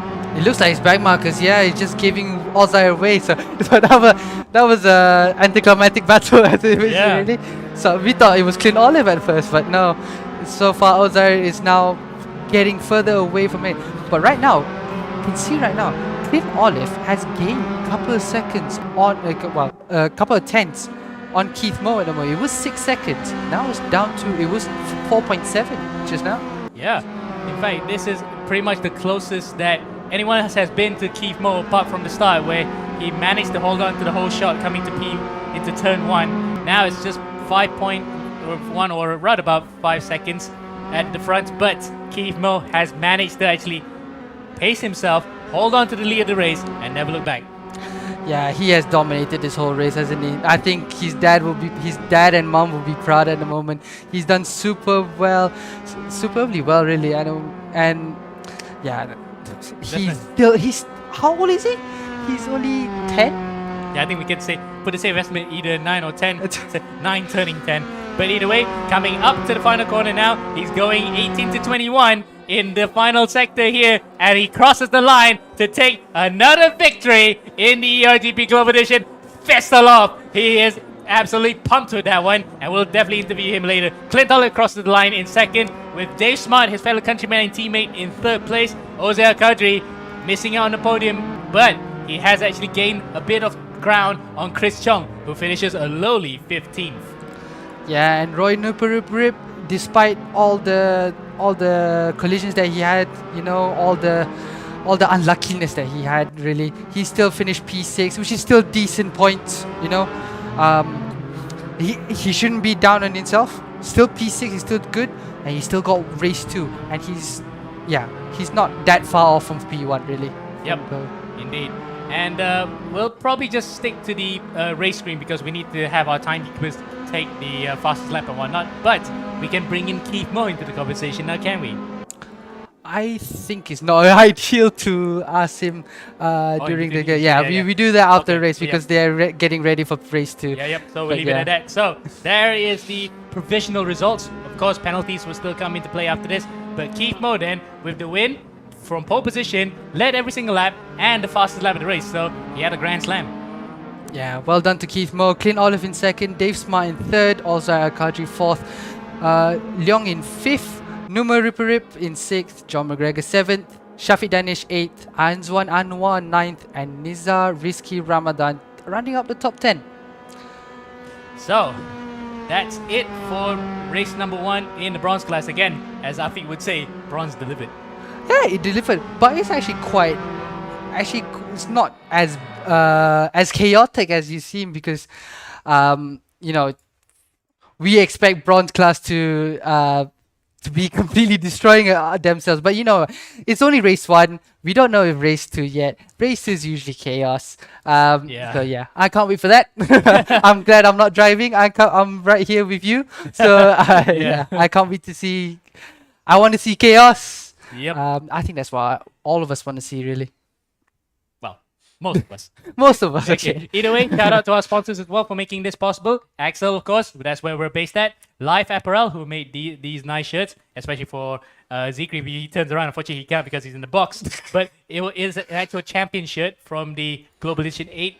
And Rose Lango, who makes the trophies at the end of the season. Xbox providing the facilities to actually do the commentary. And Race Room being our partners who have done this for the last 10 seasons in these couple of years in the pandemic and recovery period. Now then, race number 2 for the bronze class is underway. And it looks as though Chris Chong is actually on pole position. But can he hold on to that coming to turn 1? Because he's got a swarm of drivers right behind him coming to turn 1. But he gets the whole shot and holds on to it. Enrico in second place. Nizar Rizki Ramadan in third. As the rest of the field now stream into the second sector, Zikri. Yeah, right now it's going really well at the moment for Chris Chong. He's built up already nearly a second ahead of Nizar Rizki Ramadan and Henry Ko, as both of them are actually battling it out for second position. And Henry Ko has lost out. So now the top 2 are flying away. Henry Ko has got Ronaldo Julie, Copper class, last season's Copper class champion. Roy. Oh, Roy is right there. He's so close. He's gonna try to win this race because he knows. There's a car slowing down. Yeah, Julie, Ronaldo Julie gave him way there. So Roy Rip gets by. Oh, that was so not on. If the wheels touched any longer, somebody might have gone flying. That's a really good start for Clint Olive. I think he finished in P2 last race. Yeah, he did. And he's up to P5. It was a really good start from Clint Olive. And Roy right now, he's the man on a roll right now. He's man on a mission, chasing down Nizar Rizki and as well as Chris Chong in front. Yeah, Roy Rip then. Well, we can say man on a mission because he had a point to prove. He wanted that pole position to keep up his pole position stats. But again, we cannot harp on that particular issue because whatever happened back then has to be put in the past. But he did a good job recovering up to P6 at that point. Now he's trying to aim for a race 2 win. Yeah, Roy is a solid driver. I think we've seen him in the past as well. You know, Endurance Edition, he has improved quite a bit as well. So he is still a learning driver, but we know the potential is there. He can be world class, really. Can be one of the fastest drivers in Philippines at the moment. Yep. But he's still got a long way to go. He's still gotta have to keep that momentum, keep getting better, and yeah, the future is up there. Really. Yep. The world is his oyster, as they could say. So that's Roy in third place. We're going to have to go further behind there. That's Reynaldo Julie who gave way. And probably because he kind of cut that chicane in between 8 and 9. That's why he had to give Roy Rip the way. And they're not teammates by any chance because they're both driving for different teams and from different nationalities. So there's no team play at play. But for Roy Rip to storm up to P3 from way in the middle of that top 10, impressive start so far. So we had to look at some of the drivers to see whether or not they could actually make a difference in this race. The other driver in question is Chris Chong. Yeah, Chris Chong right now. Did he win race 1? Did he win Copper? Sorry. Did he win any? No, he win 4th. Secret. You always said that he was finished 4th. Okay. So I don't know right now. He's leading. Really, he's doing really well at the moment in a vastly different car compared to the Aquila. But yeah, he's not really gaining away. He's getting away from Nizar Rizki, but he's maintaining that pace, which is a decent job enough in P1. We've had runaway leaders in the past 3 races, including, you know, what happened in both copper races and just now race 1 in bronze. So to have a leader that's still in sight is a bit refreshing. Does not see a stonking performance. So for Chris Chong, that's what he wanted after flipping in race 1. We caught only the end of that, but I'm not sure how he did that. Maybe he collided with another car that allowed him to go turtle, or he might have actually hit the sausage curb that flipped his car. Either way, he had to drive the whole race with a very compromised car. Oh, right now look at P2. Look at for the battle of P2 at the moment. Roy Nuparipuri right behind of Nizar Rizky Ramadan. Now, as Roy gets past Nizar Rizky Ramadan, that's where Chris Chong is gonna have to look behind and say, "Uh-oh, Roy is behind me." Okay, he might rip me up at the moment right now, but he's just hoping that Nizar right now can defend for his life against Numaripuri right now. Yeah, for Chris Chong, that is not what he wants to see because that's his immediate championship rival, a championship leader, in fact. So for Ripperip to actually gain points in front of Chong, that's not what Chong wants to see. And it's even worse right now that he's leading the race. He's seeing his championship rival closing it by a rate of knots. Yes, he's got a bit of a divider between himself and his championship rival, but make no mistake, if Roy gets by Nizar Ramadan, that's it. It's a straight fight.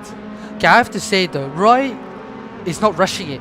He's actually he looks to me like he's actually thinking of where's the best place to pass Nizar Rizky, because he's still got 10 minutes, you know. Chris Chong, yes, he's gaining a tenth like every sector, but you still can gain it back. You know how fast you are. His fastest lap right now, Roy Nuparipurip, is a 31.1. He's behind Nizar Rizky Ramadan. He does have to try to overtake Nizar, but he has to be calculated, or he's always going to lose a lot more points than what he initially wants, really. And amazingly, fastest lap is being held right now by Dave Smart, who's in P6 behind Henry Ko. So, in fact, sorry, P8 behind Henry Ko. So he somehow got the toe to actually still maintain the fastest lap. But either way, we're not focusing on Dave Smart. We're actually focusing on Roy Numaripuri. If he could get by Nizar Rizky Ramadan, he has a clear run to Chris Chong. But Chris, then, once again, we're going to have a tale of a runaway leader, because look at that. 3.1 seconds now while these two are battling away. Now, don't count out Roy. Never count out Roy. When he will, as soon as he passes, if he does pass, if he does pass Nizar, which is right now seems like an impossible job at the moment, but he's got to have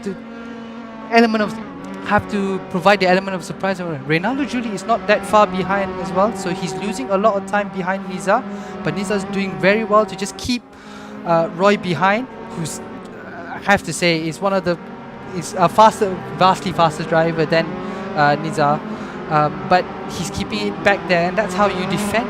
So far, this is how you defend a faster driver, really. Yep, that's it indeed.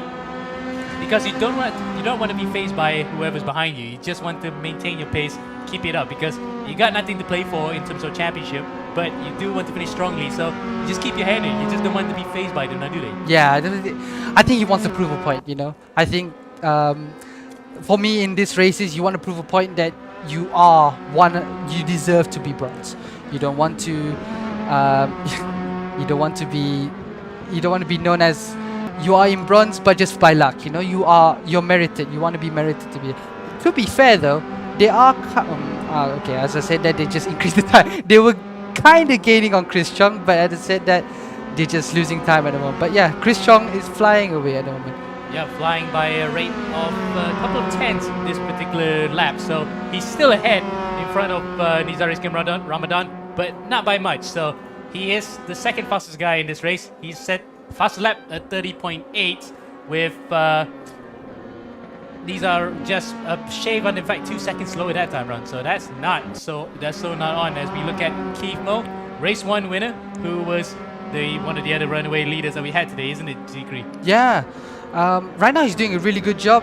P1 and P5 at the moment is actually really decent points, despite his disconnection in Buriram. That's actually he never even connected, which is a shame because we know how fast this kid is. But you know, he's doing really well. He's P1 at the moment. His finish says it all.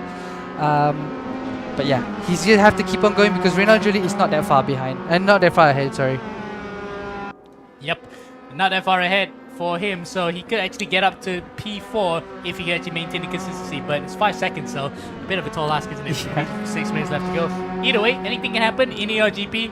A lot has happened in this particular round, in fact, so really then, we can't discount anything that could actually transpire in the final 6 minutes of this race, let alone the rest of the season. So, we're looking at Roy Rip Rip. He has not made the charge that he would have wanted at this current juncture, because he did really storm his way through at the start of the race, but since then he's not been able to get by Nizar Rizky Ramadan, and the sprint race this short, 15 minutes, every single position and second counts. You just want to make up as many positions and ground on the guy in front, or just overtake, so that you don't lose touch with the leaders. Yeah, right now Nizar Rizky Ramadan is getting further away a bit from Roy behind, so Roy is losing a bit of pace at the moment, which is not what you see from Roy. I think he's has the server affected him? You know, you just have to, but he just had to keep on going. You know, still P3 is still really decent result despite everything that happened. You know, still decent point. This could be just a throwaway round. It's fine. He still got me. So, but you know, he gotta keep on going strong. I'm still supporting Roy. Come on, you got this, man. Keep on going, man. Don't worry. You're not really bashful in your support of drivers now. No. I'm supporting every driver. Okay, everyone is equal to each other. You know, some are faster than others. Yes, but you know, we are all drivers. We want to do well. Okay, emotions do run high in here, but I really want to see a lot of people succeed. Yeah, that's why I support every driver at the moment. Be like Z3, supports everyone. Well, supporting more than others, I guess. Either way, we're now focusing on drivers further behind, because the battles have stagnated slightly. It's often like that as well. Clint Olive has actually gotten past Ashraf Nasruddin, so unfortunately out of my sight, he's overtaken. Now let's see where Dave Smart will try to overtake with John McGregor. Oh, that was close. That was quite skittish stuff between the Australian and the Singaporean. That was very close there, Zikri. That was left, right, and center. He was going everywhere right now, but yeah, he didn't make the move stick, so now he just had to stick behind John McGregor. Knowing him, he might know a smart way to get past John McGregor at the moment. You're killing the joke, mate. You're killing the joke. But right either way, he is driving quite well here to be up in the top 10 both races. Unfortunately, he has not made the same kind of ground that Roy Rip Rip has made from the back of the grid to actually be up into the podium positions. But either way, he will have to take a point scoring weekend on both counts. That will add up to his bank quite nicely. So let's look at other drivers. Ozar Al Qadri is around P10. Okay, so that's 1 point. Yeah, still a point. Not has been the greatest rounds, hasn't it? I mean, he won last time round race 2. We showed what he can do, but I think this week I think he struggled quite a bit with this track. But yeah. Something happened between Roy Rip Rip and Nizar Rizky Ramadan. I was about to point that out just now, why there was a bit of a big difference there. That might have been a collision between the Filipino and the Indonesian. So that has opened up a whole can of worms for the guys behind. Look at that. Reynaldo Julie now is up to P3, overtaking his fellow Indonesian quite easily there. But he has not made it 100% stick, because the other Indonesian has gone around the outside and retakes P3. And look at Keith Moe lurking behind right now. Looking at this battle set, I can actually be in the podium at the moment, and Reynaldo Julie dives on the inside of turn 2. That is ambitious stuff right now for the copper champion. And right now, the Rizky Ramadan, do they have damage? No, they don't right now.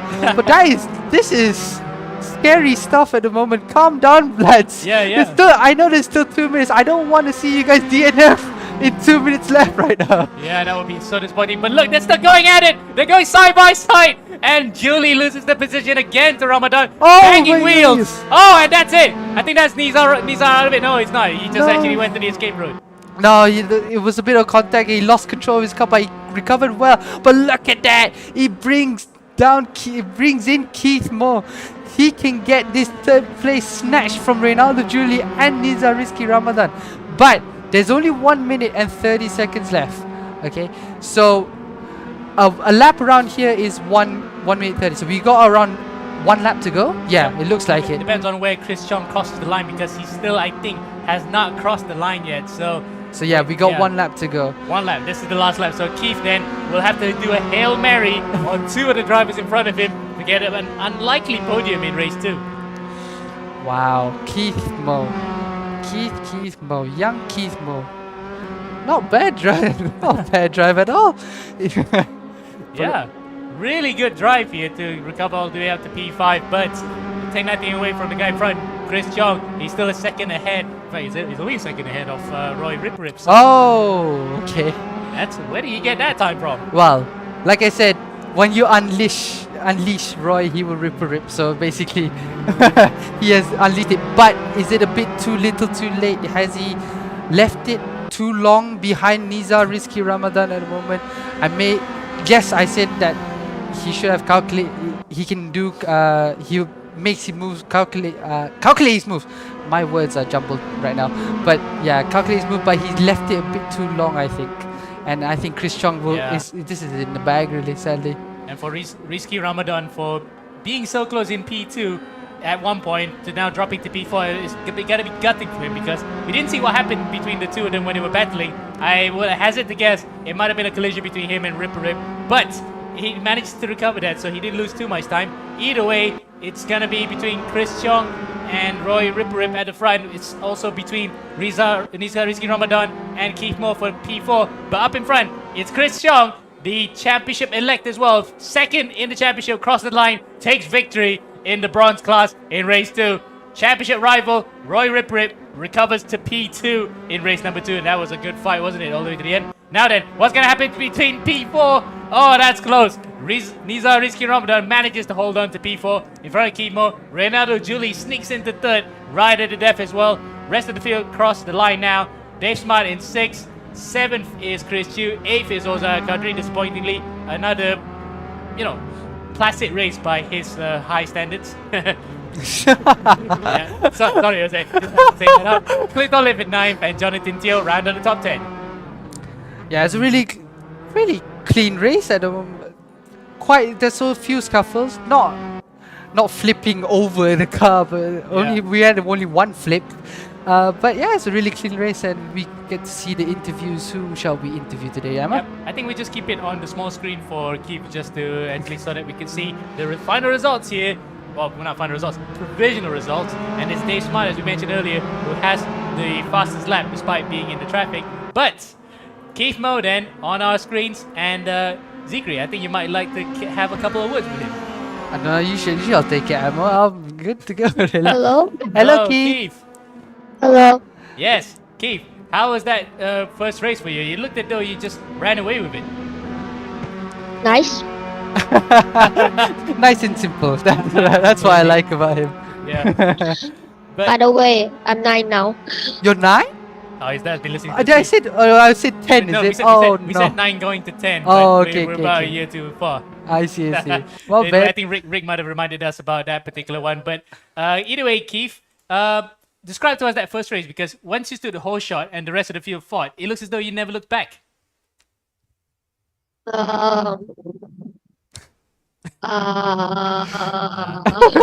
He's got a fan there, obviously. You can see why he's actually talking like that. He's trying to make his voice sound robotic.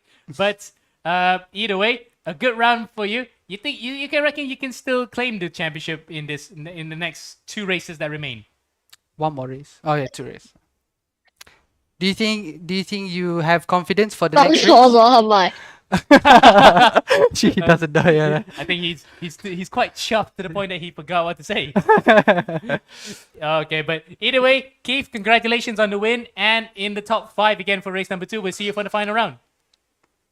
Bye, Keith. Bye. Bye. I think he's out of words. Good old Keith. Either way, it's now finally going on to the final race of the day. In fact, final 2 races of the day with gold and silver combined. So expect a lot of high class action between these guys. But before we go to that, we're gonna be back after a short break. Be right back after this.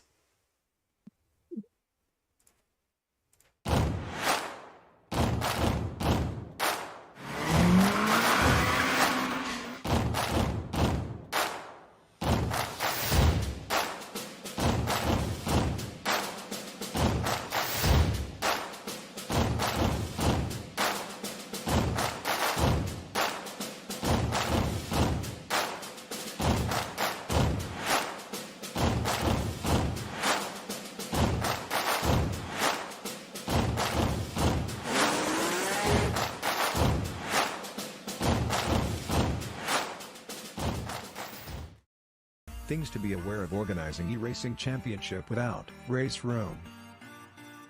First, no automated leaderboard would always be labor intensive. Elimination round would be the only way to filter the winners. Having the participants adhering to the schedule would be a huge test. We need to know the task will get bigger when participants increases. Time consuming. Organizing eRacing Championship without race room, it's all need run manually to take down the participants and eliminate them from first round group to final round group. Because it is manual human labor, there bound to be human error. Manual human labor would have a price tag for the man-hours involved. New participants would never have chance. The e-racing clubs in the world will send their best racers to participate the race. But that means your championship exposure is just limited to the e-racing clubs. Why choose race room? Our 3E official championship have fully automated leaderboard. Participants can log in anytime to leave the fastest lap time within the qualifying period.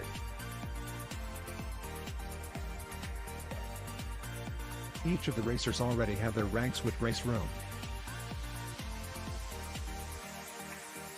Next, save time. You can have unlimited amounts of participants in a super short time to qualifying them to final race. Race room can cover unlimited amount of participants. We have a full automated esports ecosystem from qualifying leaderboard to broadcast AI. Besides, race room's free contents lets everyone can participate to the race.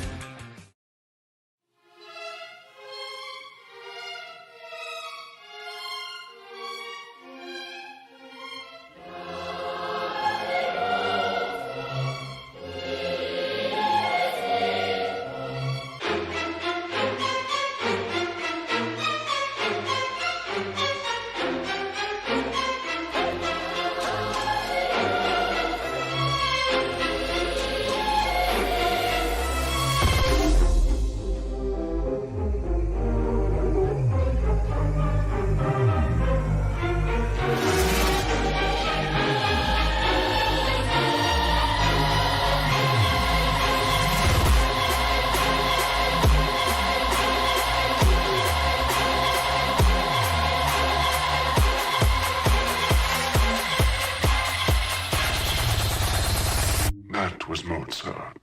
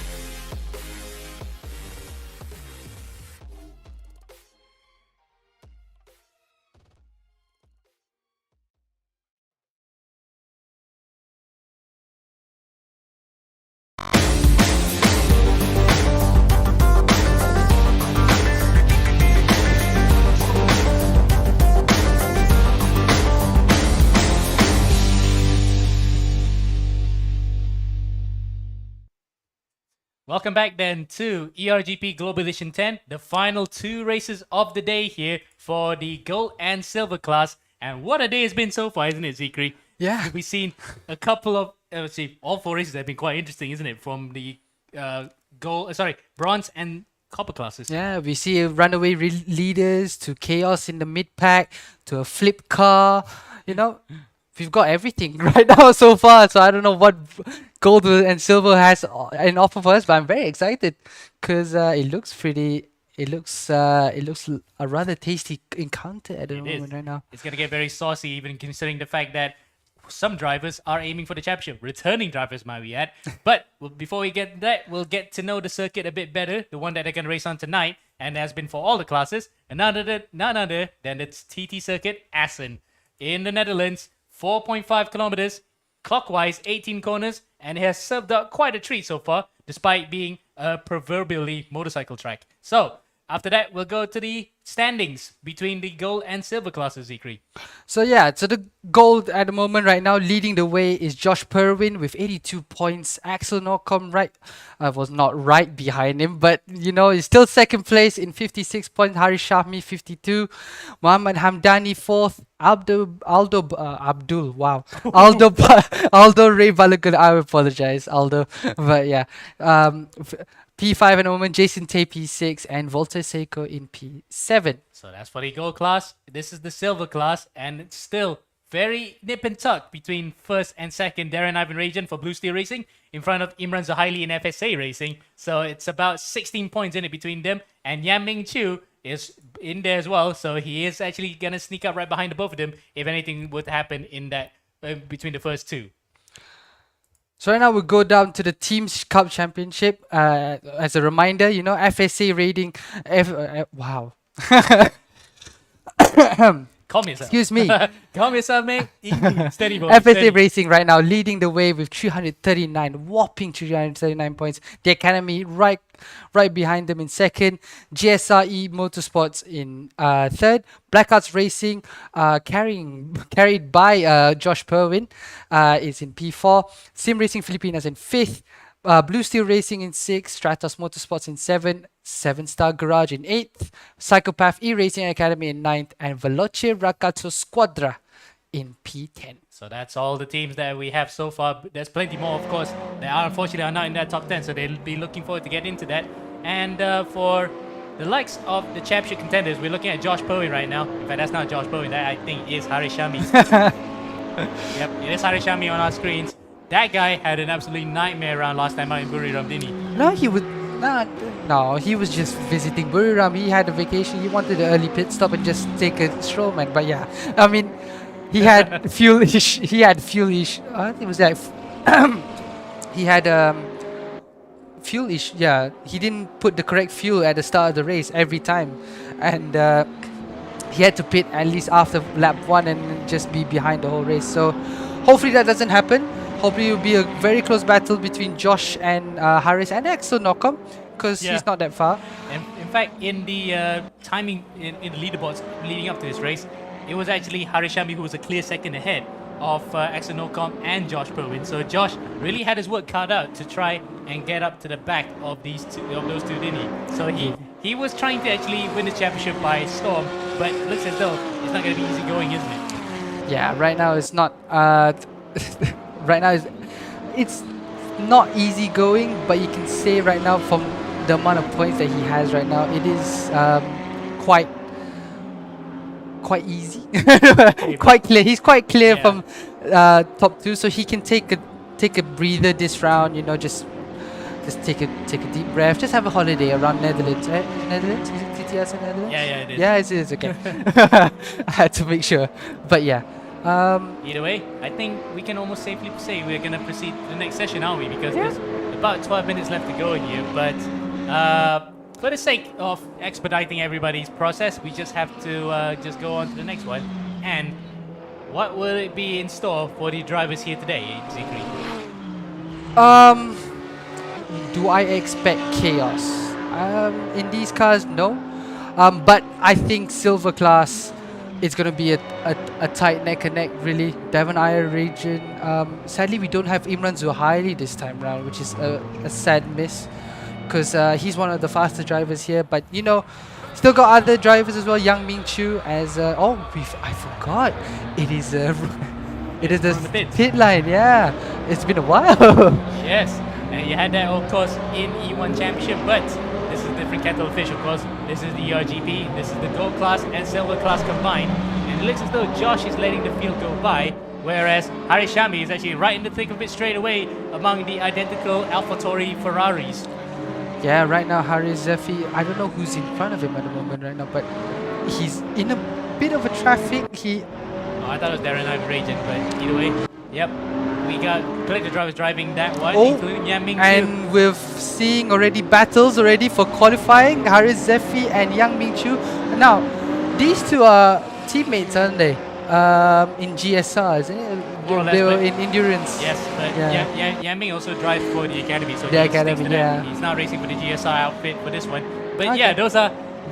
That's a bit of a rude awakening, isn't it, for Yan Ming to be tossed a bit by his endurance co-driver. Yeah, right now they're trying to find every bit of track to get clear air at the moment. But yeah, that's the battle is all about, really. That's the fun of pit lane starts with only 6 minutes of qualifying left. That's good. Indeed. So, track position, a premium here, considering the fact it's quite difficult to overtake in certain areas. Likewise for Josh, he's actually waited until the rest of the field just went streaming by, only then to come onto circuit. So, who actually is the driver on track right now? We reckon that is actually going to break the time leaving first to start qualifying proper. I think it's Darren Ivan, no? He should be there. No, it's Haris actually. So No, there's one car in front of him. Yeah, but Yang Ming Chu. Quite, yeah. quite a few cars in front, so we Yeah. can't tell for sure. But we'll just follow second place man in the championship and second place man in the classification from practice. Haris Shami and Zikri, you can take it away again for another lap, flying lap around the circuit. So now we're down to turn 1. It's a really fast, quite fast right-hander. Down to turn 2, not a really sharp corner. Up to turn 3. Oh, and Haris has gone back to the pits. So we're back with Axel Nocom. Down in turn 4, and then the sharp turn 5 as one car went out wide there. I wonder whose that is, but it's okay. We keep on going through to 6 and 7. Not much of a corner, but it's just more of a straight. As we're down to turn 8, this is I think this is one of the fastest corners on the track. 36.625. Not bad first sector at the moment. So he's got the whole second sector to just gain that time back as he goes through turn 9 and 10. And now up towards to turn 11, heading towards to turn 12. This is where I think to me is the hardest part of the track. Turn 12 now. Now he has to lift off, I think, in turn 13, slight lift and then go for it. Now all the way, it's all flat out here. Straight. A 13. He's 4/10 in the second sector at the moment, so it's a really good time. He goes down into turn 17, now down 18, 19 and 20. What lap time will he do? Will he be faster than Danish Aram at the moment? Yes, he is, by a 10th. Yep, exactly a 10th. But then Oh, 3/10, sorry. Yep, but then Axel Nocom is 3/10 in front. In fact, it's a nice separation, 3/10, 4/10 even. So it's a 10th between Danish Aram and Darren Aberajan. 3/10 exactly between Axel Nocom and Danish Aram. But we have to wait. Where is the fast boys? And in this case, Josh Bowen. Where's he going to come across the line? He has not set a lap time.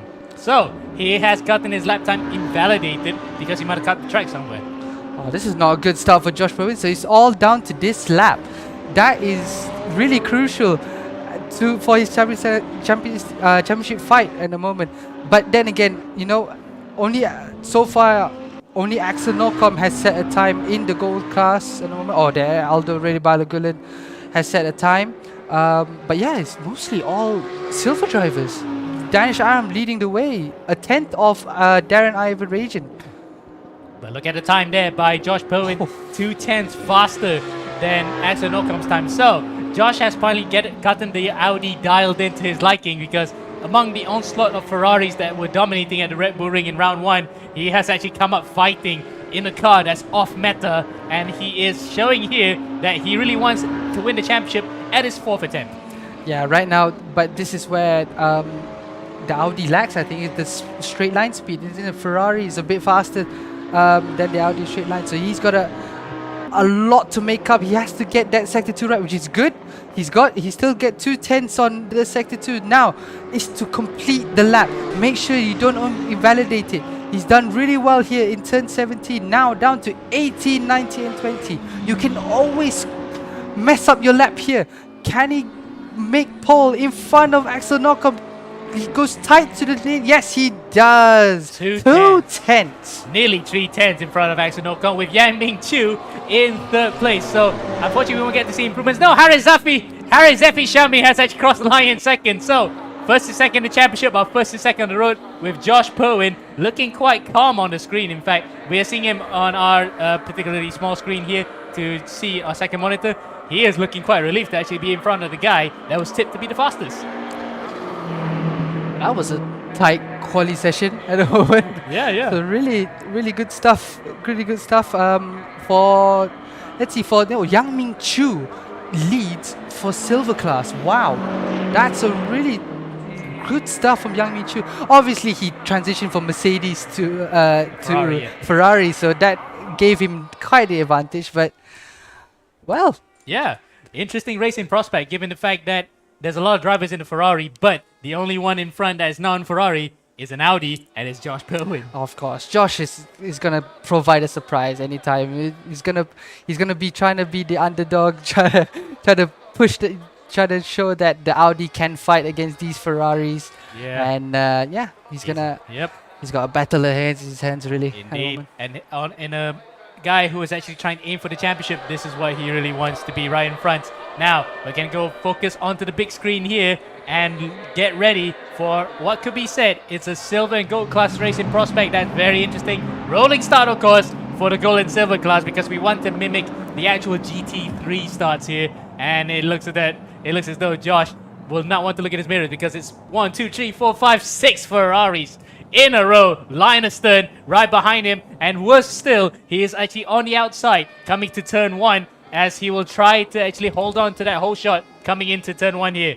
The green lights are out and we are underway here for race number 1 for the gold and silver class combined in round 3 of the Global Edition 10. It looks as though Josh has managed to hold on to the whole shot coming to turn 1. Harris tries to look on the inside but to no avail. He managed to hold on second in front of Axel Knockham. Yang Ming Chu leads the silver class and by just a fraction of a second in front of Danish Aram, who would love to get a win here as well. It's a good clean getaway from everyone. One person touching the grass there. Oh, okay, no, he's more than touching the grass, he's mowing the grass. But at the moment right now, Josh is leading the way right in front of Harry Zephy and Axel Knockham right behind. Yang Ming Chu has made a gap in front of Danish Aram, Daniel Ivan Ragin at the moment. So it's a good start for Yang Ming Chu. That's really good for his silver championship. They just have to keep on going. He's still got 14 more minutes to go. It's a long race. It's a long race indeed, even if it is just 15 minutes, because anything can go by so fast in a sprint race. But either way, still plenty to play for at the front of the grid here. As Josh Bowie there, you can see just now Harris was quite close, and Harris has actually been overtaken by Assen Knockham. So we thought that the early pursuers might have actually gotten the advantage over the Audi, but in this case, the early pursuer Harry Shami has been overtaken by the pursuer right behind him. Axel Knockham. Let's go. Oh, nice.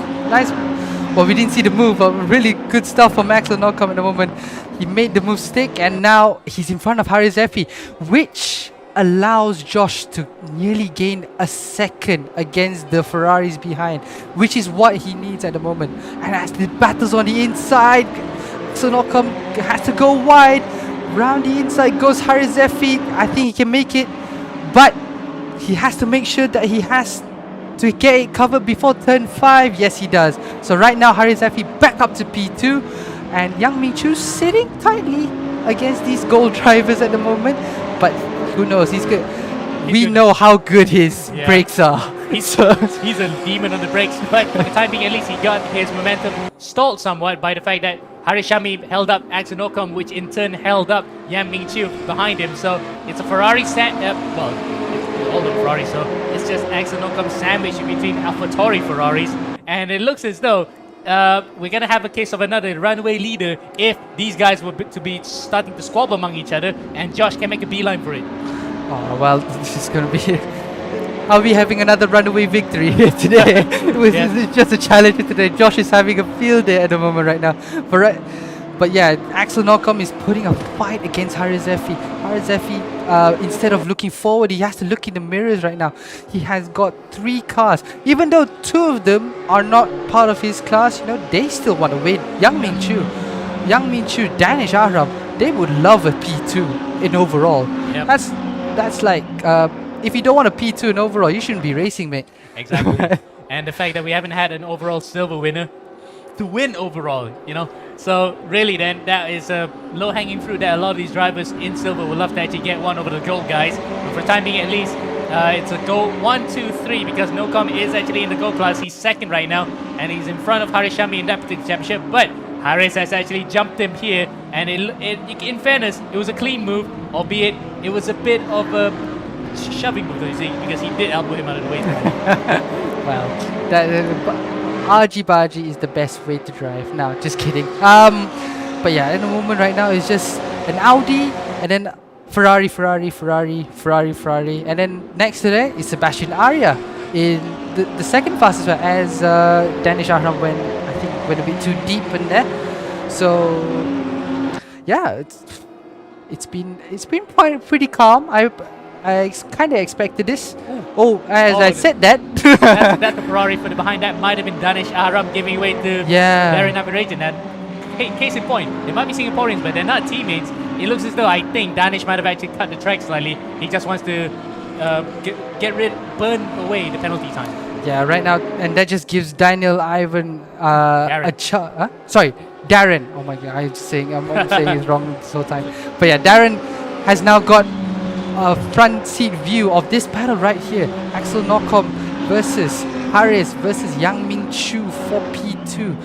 And meanwhile, Josh Perwin now 2 seconds in lap 4 already. As now, Axel Nocom has to defend against Yang Min Chu round the outside. Now, Yang Min Chu can be quite aggressive.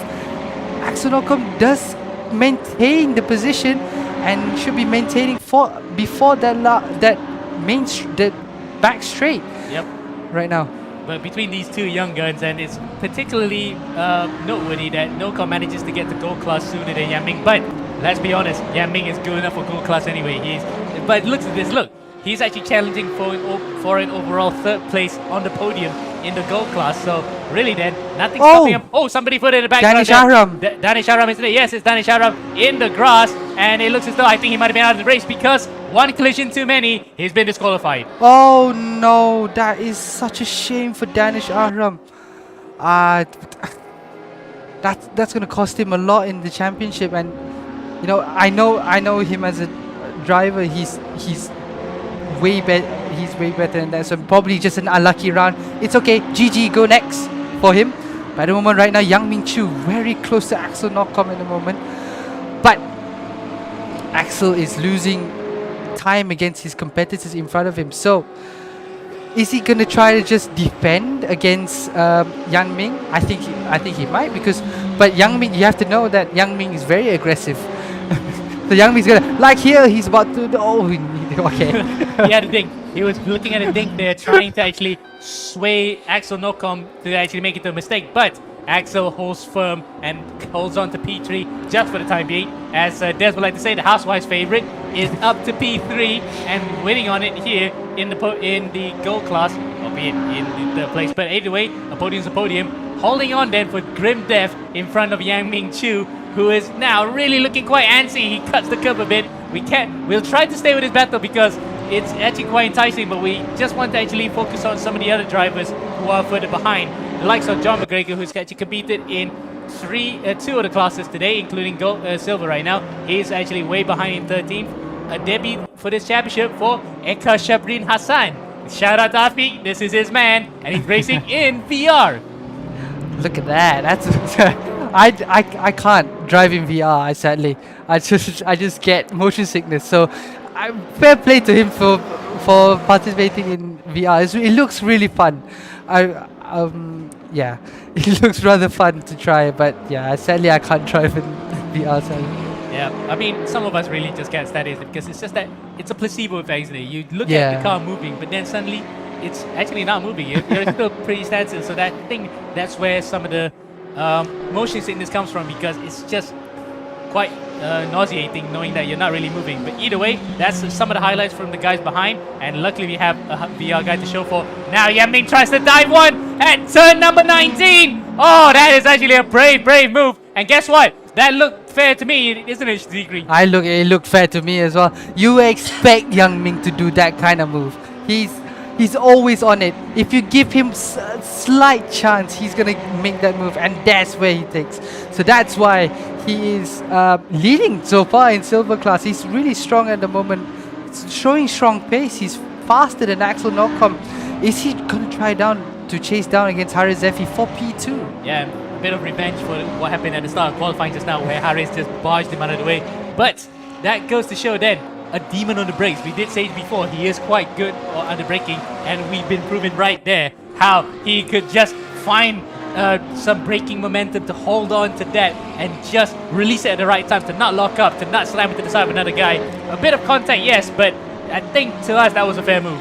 You don't give a chance. You don't give a chance to a person like Yang Ming. If you give him a chance, he's gonna capitalize it, and that's the way to go. Yep, indeed. It's that's quite the way to go, isn't it? You just want to attack the driver in front with full commitment, and that was full commitment from Yan Ming. We thought the move was gone, but he just slit one on the inside and manages to take it. As we got a couple of retirements here out of our sides. Danish Aram, of course, was one of the drivers that we saw pull off to the side because the AI told him that it was enough, and that's it. His race is over. Sebastian Aria is in the pits as well, and that doesn't look like retirement. That looks like a pit stop, actually. Sebastian Aria was up there, wasn't he? He was he was around 4th place in silver, so oh damn, that's a really shame. I possibly think he ran out of fuel or he had damage, I'm not sure as well. But now he's out of the track now, but yeah, that's race gone. Another GG go next, at least. Yes, we're putting proper gamer terms on because we're not only same races, we're all gamers. But either way, battle's still on then for the overall 3rd place, but it's really 1st in silver and 3rd in gold we're looking at right now. So really then, Nocom would not be too disappointed to be off the overall podium, but how he will love to get one back on Yan Ming Chiu with that rather brilliant move, actually. Yeah. So right now, Axel Nocom is gaining quite slightly against Yang Ming Chiu. I think I've raced against I have raced against Axel Nocom before.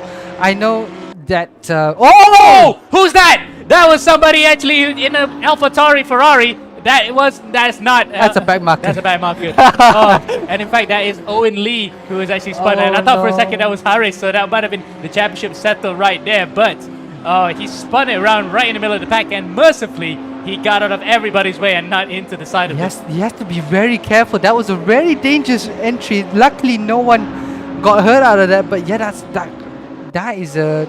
I would love to see what happened to him, but yeah. that took a shock out of my mouth, really, and then now I can't speak anymore. Yeah, so you've been left flat mouth as opposed to flat footed. Yeah, true.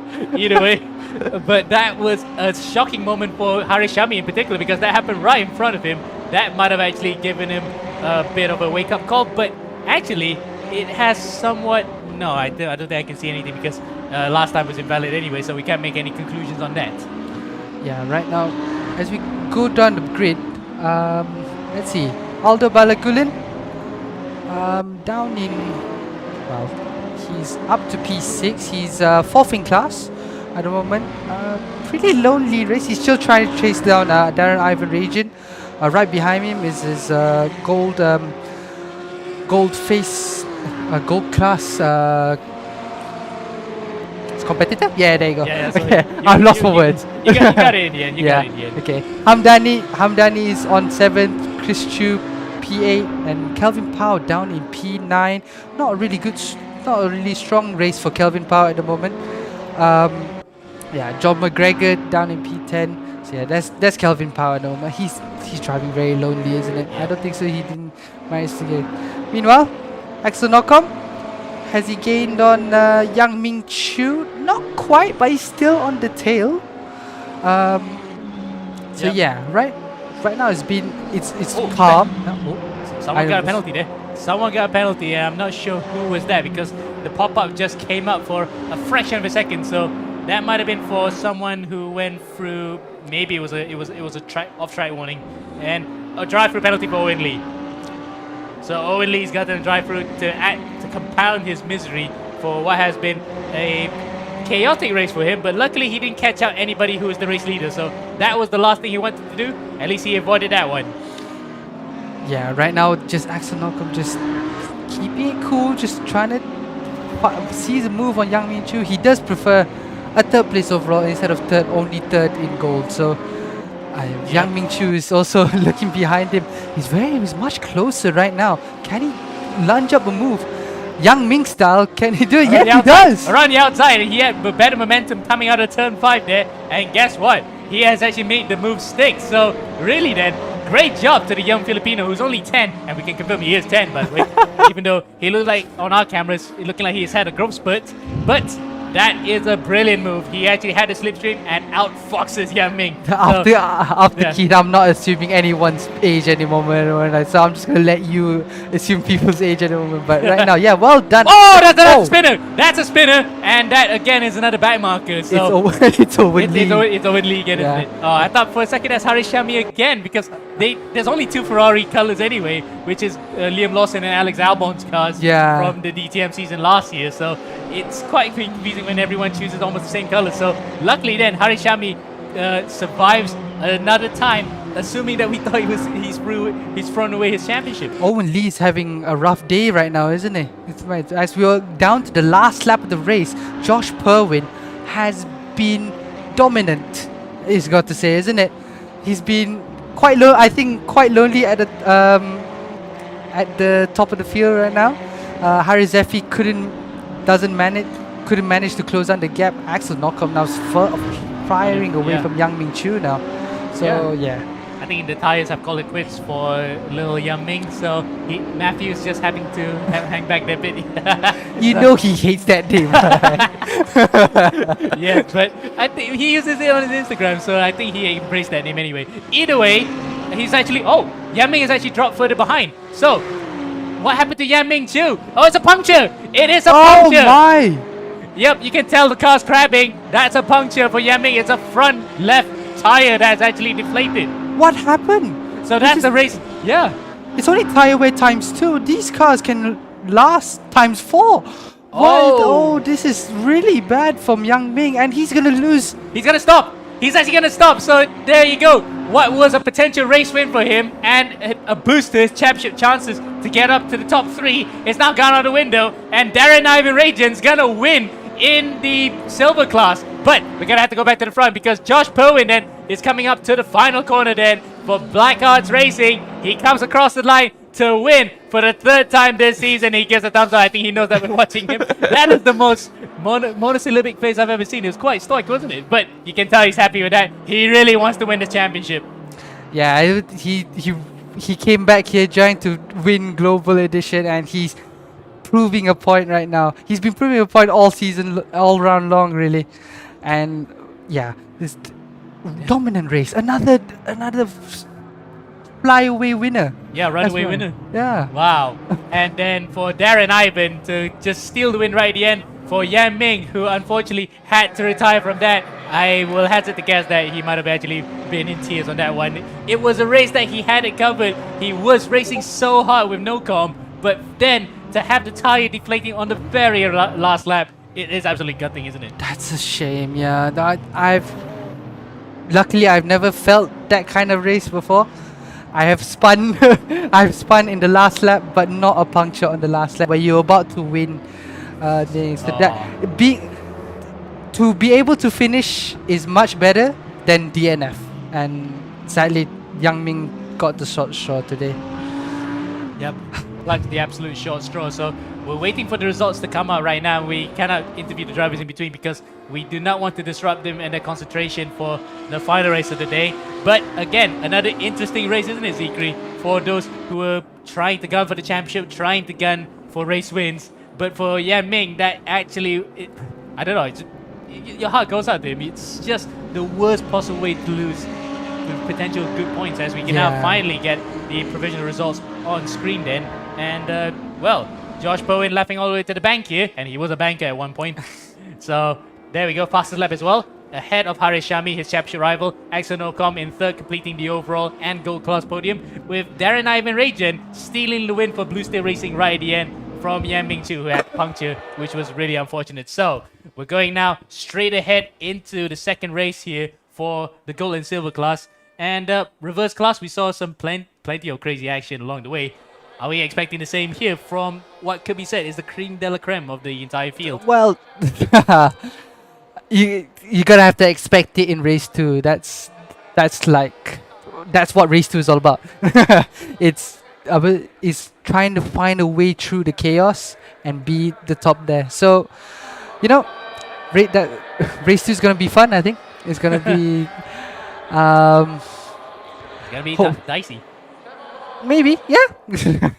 But it's gonna be fun looking at the leaders, you know, like Josh, like Harish, Zephy. You know, they were leading. They were on their own road. So now to see them from the back row, trying to battle it up to the front positions. They've done it before. They're not. They're gonna do it again. Yeah. And for this time, it's Danish Aram who's actually on pole position for FSA Racing. So again, it's another case of whether or not he could hold on to it to turn 1. Josh has done it quite almost effortlessly when he went into there. Yan Ming will have an opportunity to make up for what was a disappointing end to race 1, with an opportunity here to strike while the iron's hot in race number 2. So a lot of subplots coming into play here as the red light goes out. In fact, it's going to go green straight away, and Danish Aram cuts across to hold on to the lead coming to turn 1. Yan Ming Chu tucks into second place, but Owen Lee, the cut's quite dangerous. We know what happened in race 1 where Owen was making the highlight reels for all the wrong reasons. He dived one there, but unfortunately had to back out of it. Yan Ming holds firm, and it's the 2 Ferraris up in front with Danish Aram in first and Yan Ming Chu in second. And again, Danish Aram and Yang Ming Chu had a really good start. Oh, as I said that, Yang Ming spins. Nice. And worst of all, further behind. Oh, Josh. Josh and Darren Ivan Rajan also gotten involved in an incident of their own, so they've been straight to the back. Haris Shami has not made any inroads either because he's stuck there in P11. Oh, collision behind. And more collisions. Where's he gonna go? He's going straight, threading through the needle here. You have your hands on your head there, Zikri. But we did say before it's gonna be dicey, and guess what? It has been proven right here. Yeah, right now, so far, it has been a chaotic start. It's much more chaotic than the bronze race. Race 2, that's a dive. That's three wide in turn. There it goes. There we go. More accidents there, and that was Owen Lee involved in that one, taking out Chris Chu, the innocent bystander. Haris Shami goes to the inside of Eka Shabrin Hassan. Eka gives way there because the Speed Tavern guy just wants to have a clean race, and he did have a very subtle race in that first race. Irregardless of where he finished, he just wanted to just have a really good one without causing any histrionics, that as opposed to what happened when Owen Lee got into there. As another guy gets into the barriers, that's Calvin Powell. Calvin Powell, oh no. But I was about to say, fair play to Edza and John McGregor. The only BMWs in this field, they're actually still willing to just drive the BMW despite, you know, how weak it is compared to the Ferraris and the Audis. So fair play to them. They're still they're still all hanging in there, and you know, they're doing really well. John McGregor's still in third at the moment. And a bit off meta as well, because remember, in the very first season of eRGP, at the start of the pandemic, it feels like eons ago, isn't it? Yeah. All the way back to 2020, the pro class at that time was called, before it was called Gold, it was all BMWs, all Mercedes. So at that time, it was the order of the day. But now, how times have changed. 2 years on, we have Ferraris back. We have Ferraris not back. We have Ferraris in the game, taking back-to-back wins at the front. So really, then it's pretty much shaked up the playing field, as something happened to Darren Ivan Rajan. Are you looking at something? Are you? No, yeah. Where's Yan Ming? He's P8. What happened to him? Oh, and we had a penalty pop up for a second there, so we'll have to wait for a double confirmation whether or not that actually came into play. Because remember, that's a bit of a hit. Haris, be careful there. You do not want to be disqualified. Particularly, you do not want to anger the entire Philippines if you disqualify. It's also Balagulis who's gotten a drive-through penalty there for ignoring yellow flags. But remember, Yan Ming actually made his way through because a lot of drivers were falling off like flies. Yeah, but right now, Haris is okay. Haris has to be calm because you're facing against Axel Nocom right now. You have to make the move stick right now. As here is Josh Perwin. He's up to P8. Yep, Eka moved out of the way again, and yes, despite the name, it's not a girl by the way, it's a guy. Because because a lot of people think that Eka is a female name. Oh no. yeah, just to give you a heads up, just in case if you want to know, because we did see just now the man himself wearing the goggles, but a lot of people keep thinking Eka is a girl because of the name. I see. But either way, shout out to Speed Heaven, and I think we'll love to hear more of that one after this. But Josh dive on the inside of Eka there, and it made it clean. And unfortunately, we missed the overtaking maneuver from Assen Nocom. In fact, no, from Haris Shami on Assen Nocom, all the way there. Darren Ivan gets a drive-through penalty. Makes his day worse, isn't it? After the high of winning race 1 by virtue of stealing it at the death, he's now having to face a race 2 to forget. And right now, in silver class, like you said, there was no there was one. Sharik did win silver overall once. But right now, Danish Ahram is now overall first, and he's silver class. So right now, he's keeping it steady. Sebastian Arya as well. He's doing very well at the moment for both of them. Yeah, in fact, the Malaysian Indonesian up in front here, probably eyeing for their first wins in this particular season. Arya, of course, won a race last year in copper. He's made us all the way up to silver in a very short space of time as well, mind you. So really then, both of them will love to actually T1 up to actually win overall. Why there goes Sarah? Who's that going to the pits? That's Sebastian Arya, isn't it? Arya is one of the Audis. It's Balagulan. Oh. No, remember he got a drive-through. He had a drive-through. Oh, I see. So he's serving that one. So Agreed. he's going to the pits to serve it now. We have to focus on the back to the battle in front. John McGregor then in the BMW. A brave decision in this current juncture, because 2 years ago it would have been the right option, but at this point it's not meta anymore. I want him to stay. No one gets past John McGregor. I want a BMW to stay in the podium. Right now, I know. Okay. Oh, you spoke too soon. What was that? What was that? He hit the curb right at the wrong time, and he's out. The car's completely borked. Oh, that was. You spoke too soon there, man. No, okay. Okay, so Puriram, I was not getting the commentators curse as they all say. Now I'm getting every commentator's curse at the moment right now. From John McGregor to the copper class to the bronze class. I am so sorry, John. Oh, what happened I have ruined your day. I think he smashed his suspension at that point. Yeah, because it looked like an error in the curb. Wow, he yeah. just literally went sideways. And for Haris Shami, he might have got the fright of his life. A few coat browns, actually, if that were to be the case, because he saw that happen right in front of him. Wow, what a moment. We saw a car flip, and now we saw a car on basically 2 wheels. Yeah. We've seen everything right now. What's next? An alien coming up from the sky? What is going on right now? It's not stretch of the imagination if a car gets thrown out into the air, but again, these are GT3 cars, not Formula 3 cars. We saw at the end of last season how Condolochis, when he got 2 wheels locked together with another car, he was sent flying into space. So that has happened, but for GT3 cars, unless of course you're John McGregor just now, that was just a complete sideways moment. It looked almost cartoonish, isn't it? How the car just glitched sideways. And unfortunately for him, that's an overall finish in third, gone begging as we look at battle between Josh Perwin and Yan Ming Chu, both recovering after lap 1 incidents. Yeah, I just saw in the leaderboard Josh Perwin made a move on Yang Ming Chu, so now he's... Oh! And that is actually Yami again. You about to say Yami making a move. Now he has to back up. He doesn't want to get a penalty. And guess what? Josh actually politely obliges back, and he's smiling a bit right now. He just he can find the funny side of it, knowing for a fact that he is third in gold anyway. I should go home. Right now, I'm saying something, and something happens as the BMW goes wide. Goes wide. Get Chris Chu back to play. I don't know what's gonna happen now. Every time I say something, it's like Yang Ming Chu. Josh made a move for Yang Ming Chu. Yang Ming Chu made a move, and then he nearly took both of them out. What is going on right now? And did you see just now, Chris Chu takes a position back. He was up in the top 5 at one point before he got taken out by Owen Lee. So amazingly, most of the guys who started the race are still in it, barring John McGregor, whose car was completely blocked by that curb incident, and Darren Averajan, who actually is now calling it quits completely. Can we go to our leader? Yes. Because okay, so since I am now Danish Aram is doing very well right now. But yes, we have been having a field day with full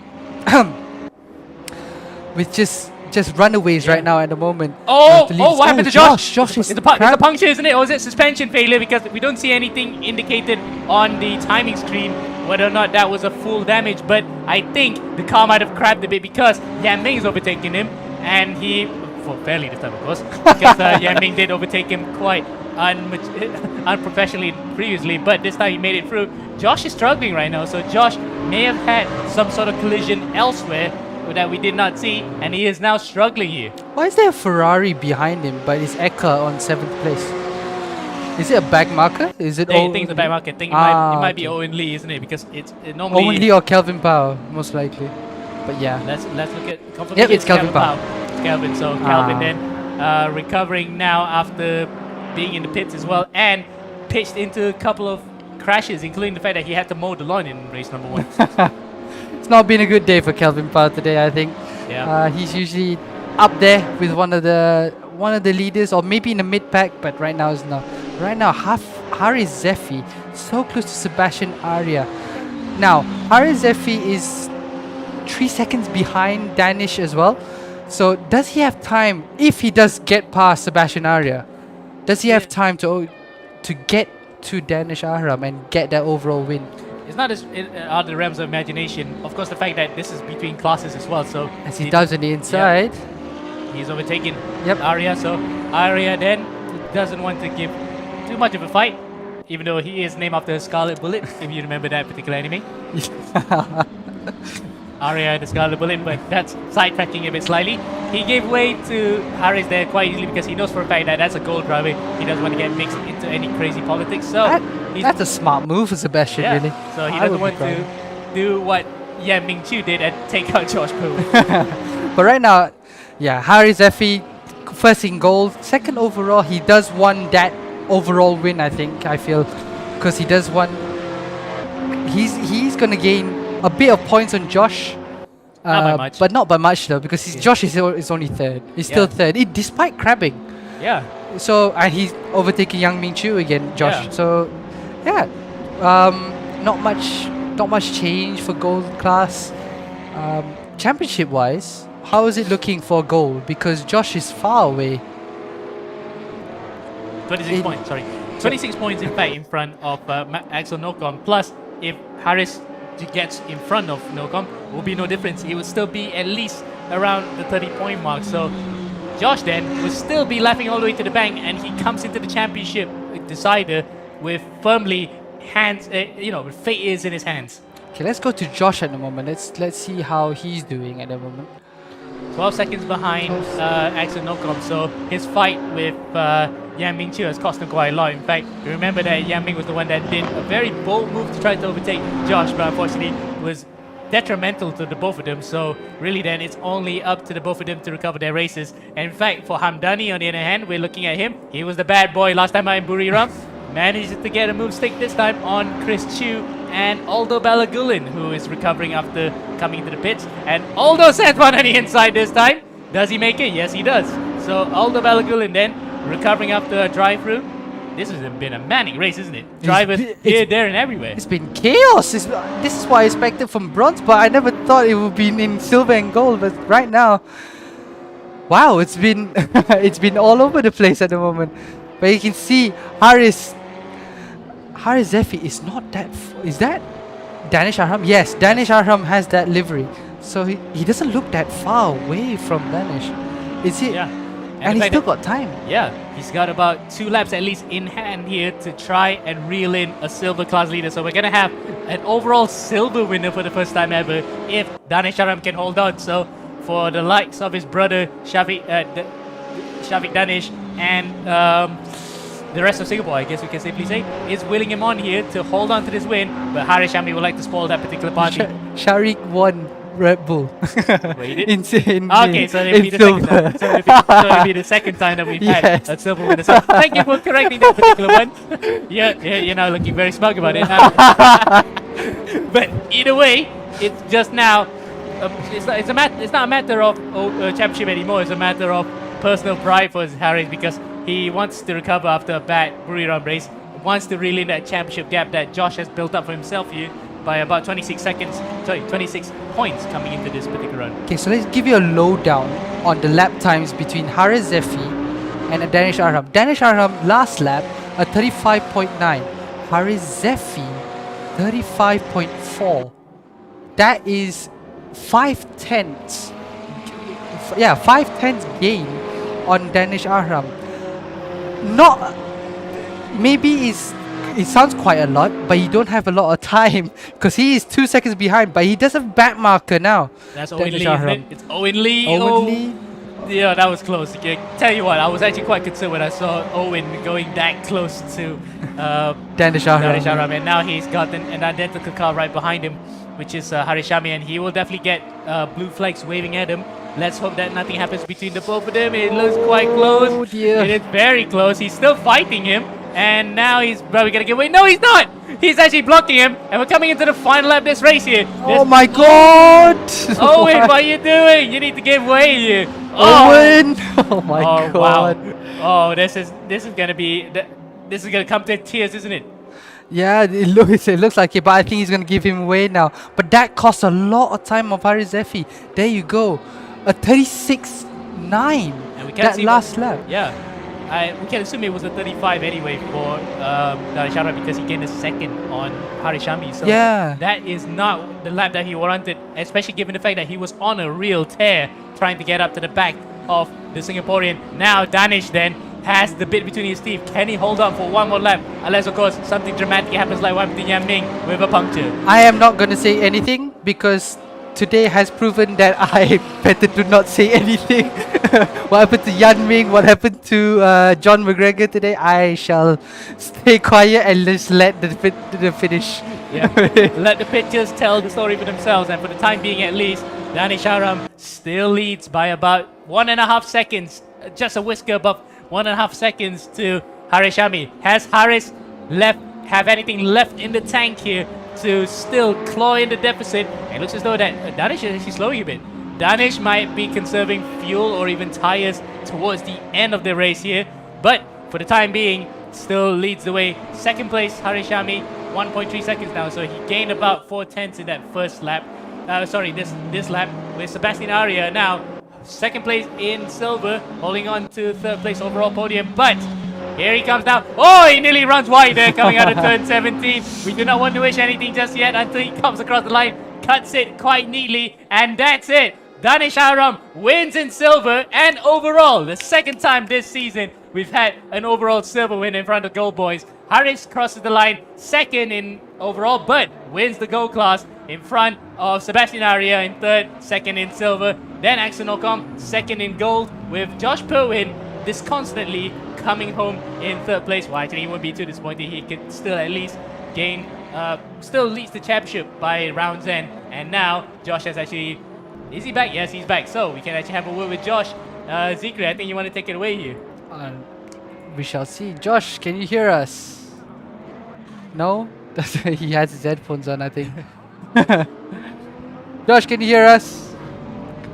Yes, hello, hi. Hello. Good day, mate, or good evening, mate. How are you? And would you like to describe what happened in that second race before you go into your coronations, so to speak, in that first race? Yeah, second race wasn't that great. Driving standards of some of the silver drivers was quite pathetic, to be honest.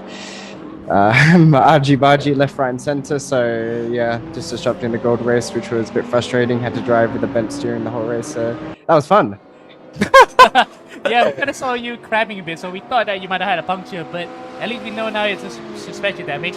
Now to go to the positives, your first race was quite the thing that you expected, considering the fact that Ferrari seemed to be strong on the straights.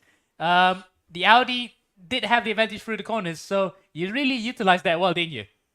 Yeah, I mean, I was quite lucky. I think I drove a fairly decent race in race one. The Audi definitely wasn't the best car this round, but yeah, a couple of close scares with some of the silver lapped cars trying to take me out. But apart from that, yeah, it was pretty smooth sailing. Indeed, it was. And now you're heading into the final round of the championship as leaders. So, guess all according to plan, isn't it? At your 5th attempt at trying to win the championship. I would have rather have 49 points than 42 today, but yeah, and hopefully last round goes well. All right, that's up into your hands, fate's in your hands. So we'll leave you to the next round, and hopefully best of luck for that one. Cheers. Right then, so we now move on to who else who we have that you can interview, because we're sport for choice here. We got plenty of people on board right now who are stuck around to actually have a word with. You want to go to Haris Zephi? I think it would be Okay, yep. So Haris will definitely be the next guy that we can pick up. Zikri, take it away on this one. well, Haris, how are you, yes. man? Yeah, I'm fine. I'm probably like a madman. What happened in the first race? I don't know. I didn't see what happened because you. Oh no, sorry. I can't recall what happened. But it was good. It was okay. Let's go for the second race because it looks you finished second overall. Are you happy, or do you prefer to win overall in the championship after what happened in race 2? Everything was messed up. Yes, as Josh said, everything was argy-bargy, crappy like hell. I don't know. Everything all goes down like hell. But unfortunately, dodge all the every incidents, get any mayhem. But alhamdulillah, thank God everything is a little bit paid off. And congrats to Josh for winning the first race. And regarding the first race that you was asking was, at that point, during the first lap, my tires on the right side was really not heated up to the optimal temperature. So that's why I'm almost losing control during the second sector on the long right corner. But fortunately, I get the podium, and yeah, that's all the result we needed, and we had to get ready for the final round on the next week. Still have hope for the championship?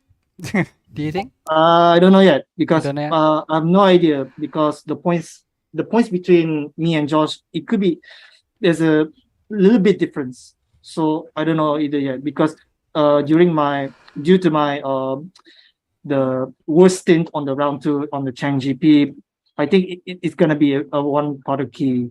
So it's gonna be all down to the wire for the final round. So hope for the best. All right, Alright. so I think we can call it there. So thank you for the interview, and see you in the final round, and all the best to you. All right, thank you. Okay, Thank you, man. so that is Haris. Two different points of view, isn't it, on how it was like for both drivers, considering that it was quite argy-bargy, especially with the back markers. We might need to have a look into that after this. But either way, yeah, it was exciting. It was exciting all the way, wasn't it? Yeah, it was. All 4 classes delivered in that regard. Yeah, it's been a great addition to have silver and gold to have each other. It's another element of challenge for the drivers, for gold especially, trying to get past them and trying to catch those in front, but they still have like a traffic behind them. So it's been great at the moment. I'm really enjoying it. Yeah. Yeah, so we don't know what track it is for next week because it's announced on the Monday. But that wraps up our broadcast today for Global Edition 10, Round 3 here at the Circuit TT Assen. We're going to be coming back next week, next Friday, same time. But we have to thank all of our sponsors, of course. Axel, Life. Of course, we can show this. Oh, okay, Yeah. found it. Yep, there you go. There we go. Oslango, X-Park, and of course, Race Room being all our partners here. Without them, this couldn't be possible. But from me, Amo, and beside me, Zikri, it's until next week. But for now, it's goodbye, and we can't wait for the final round of the season.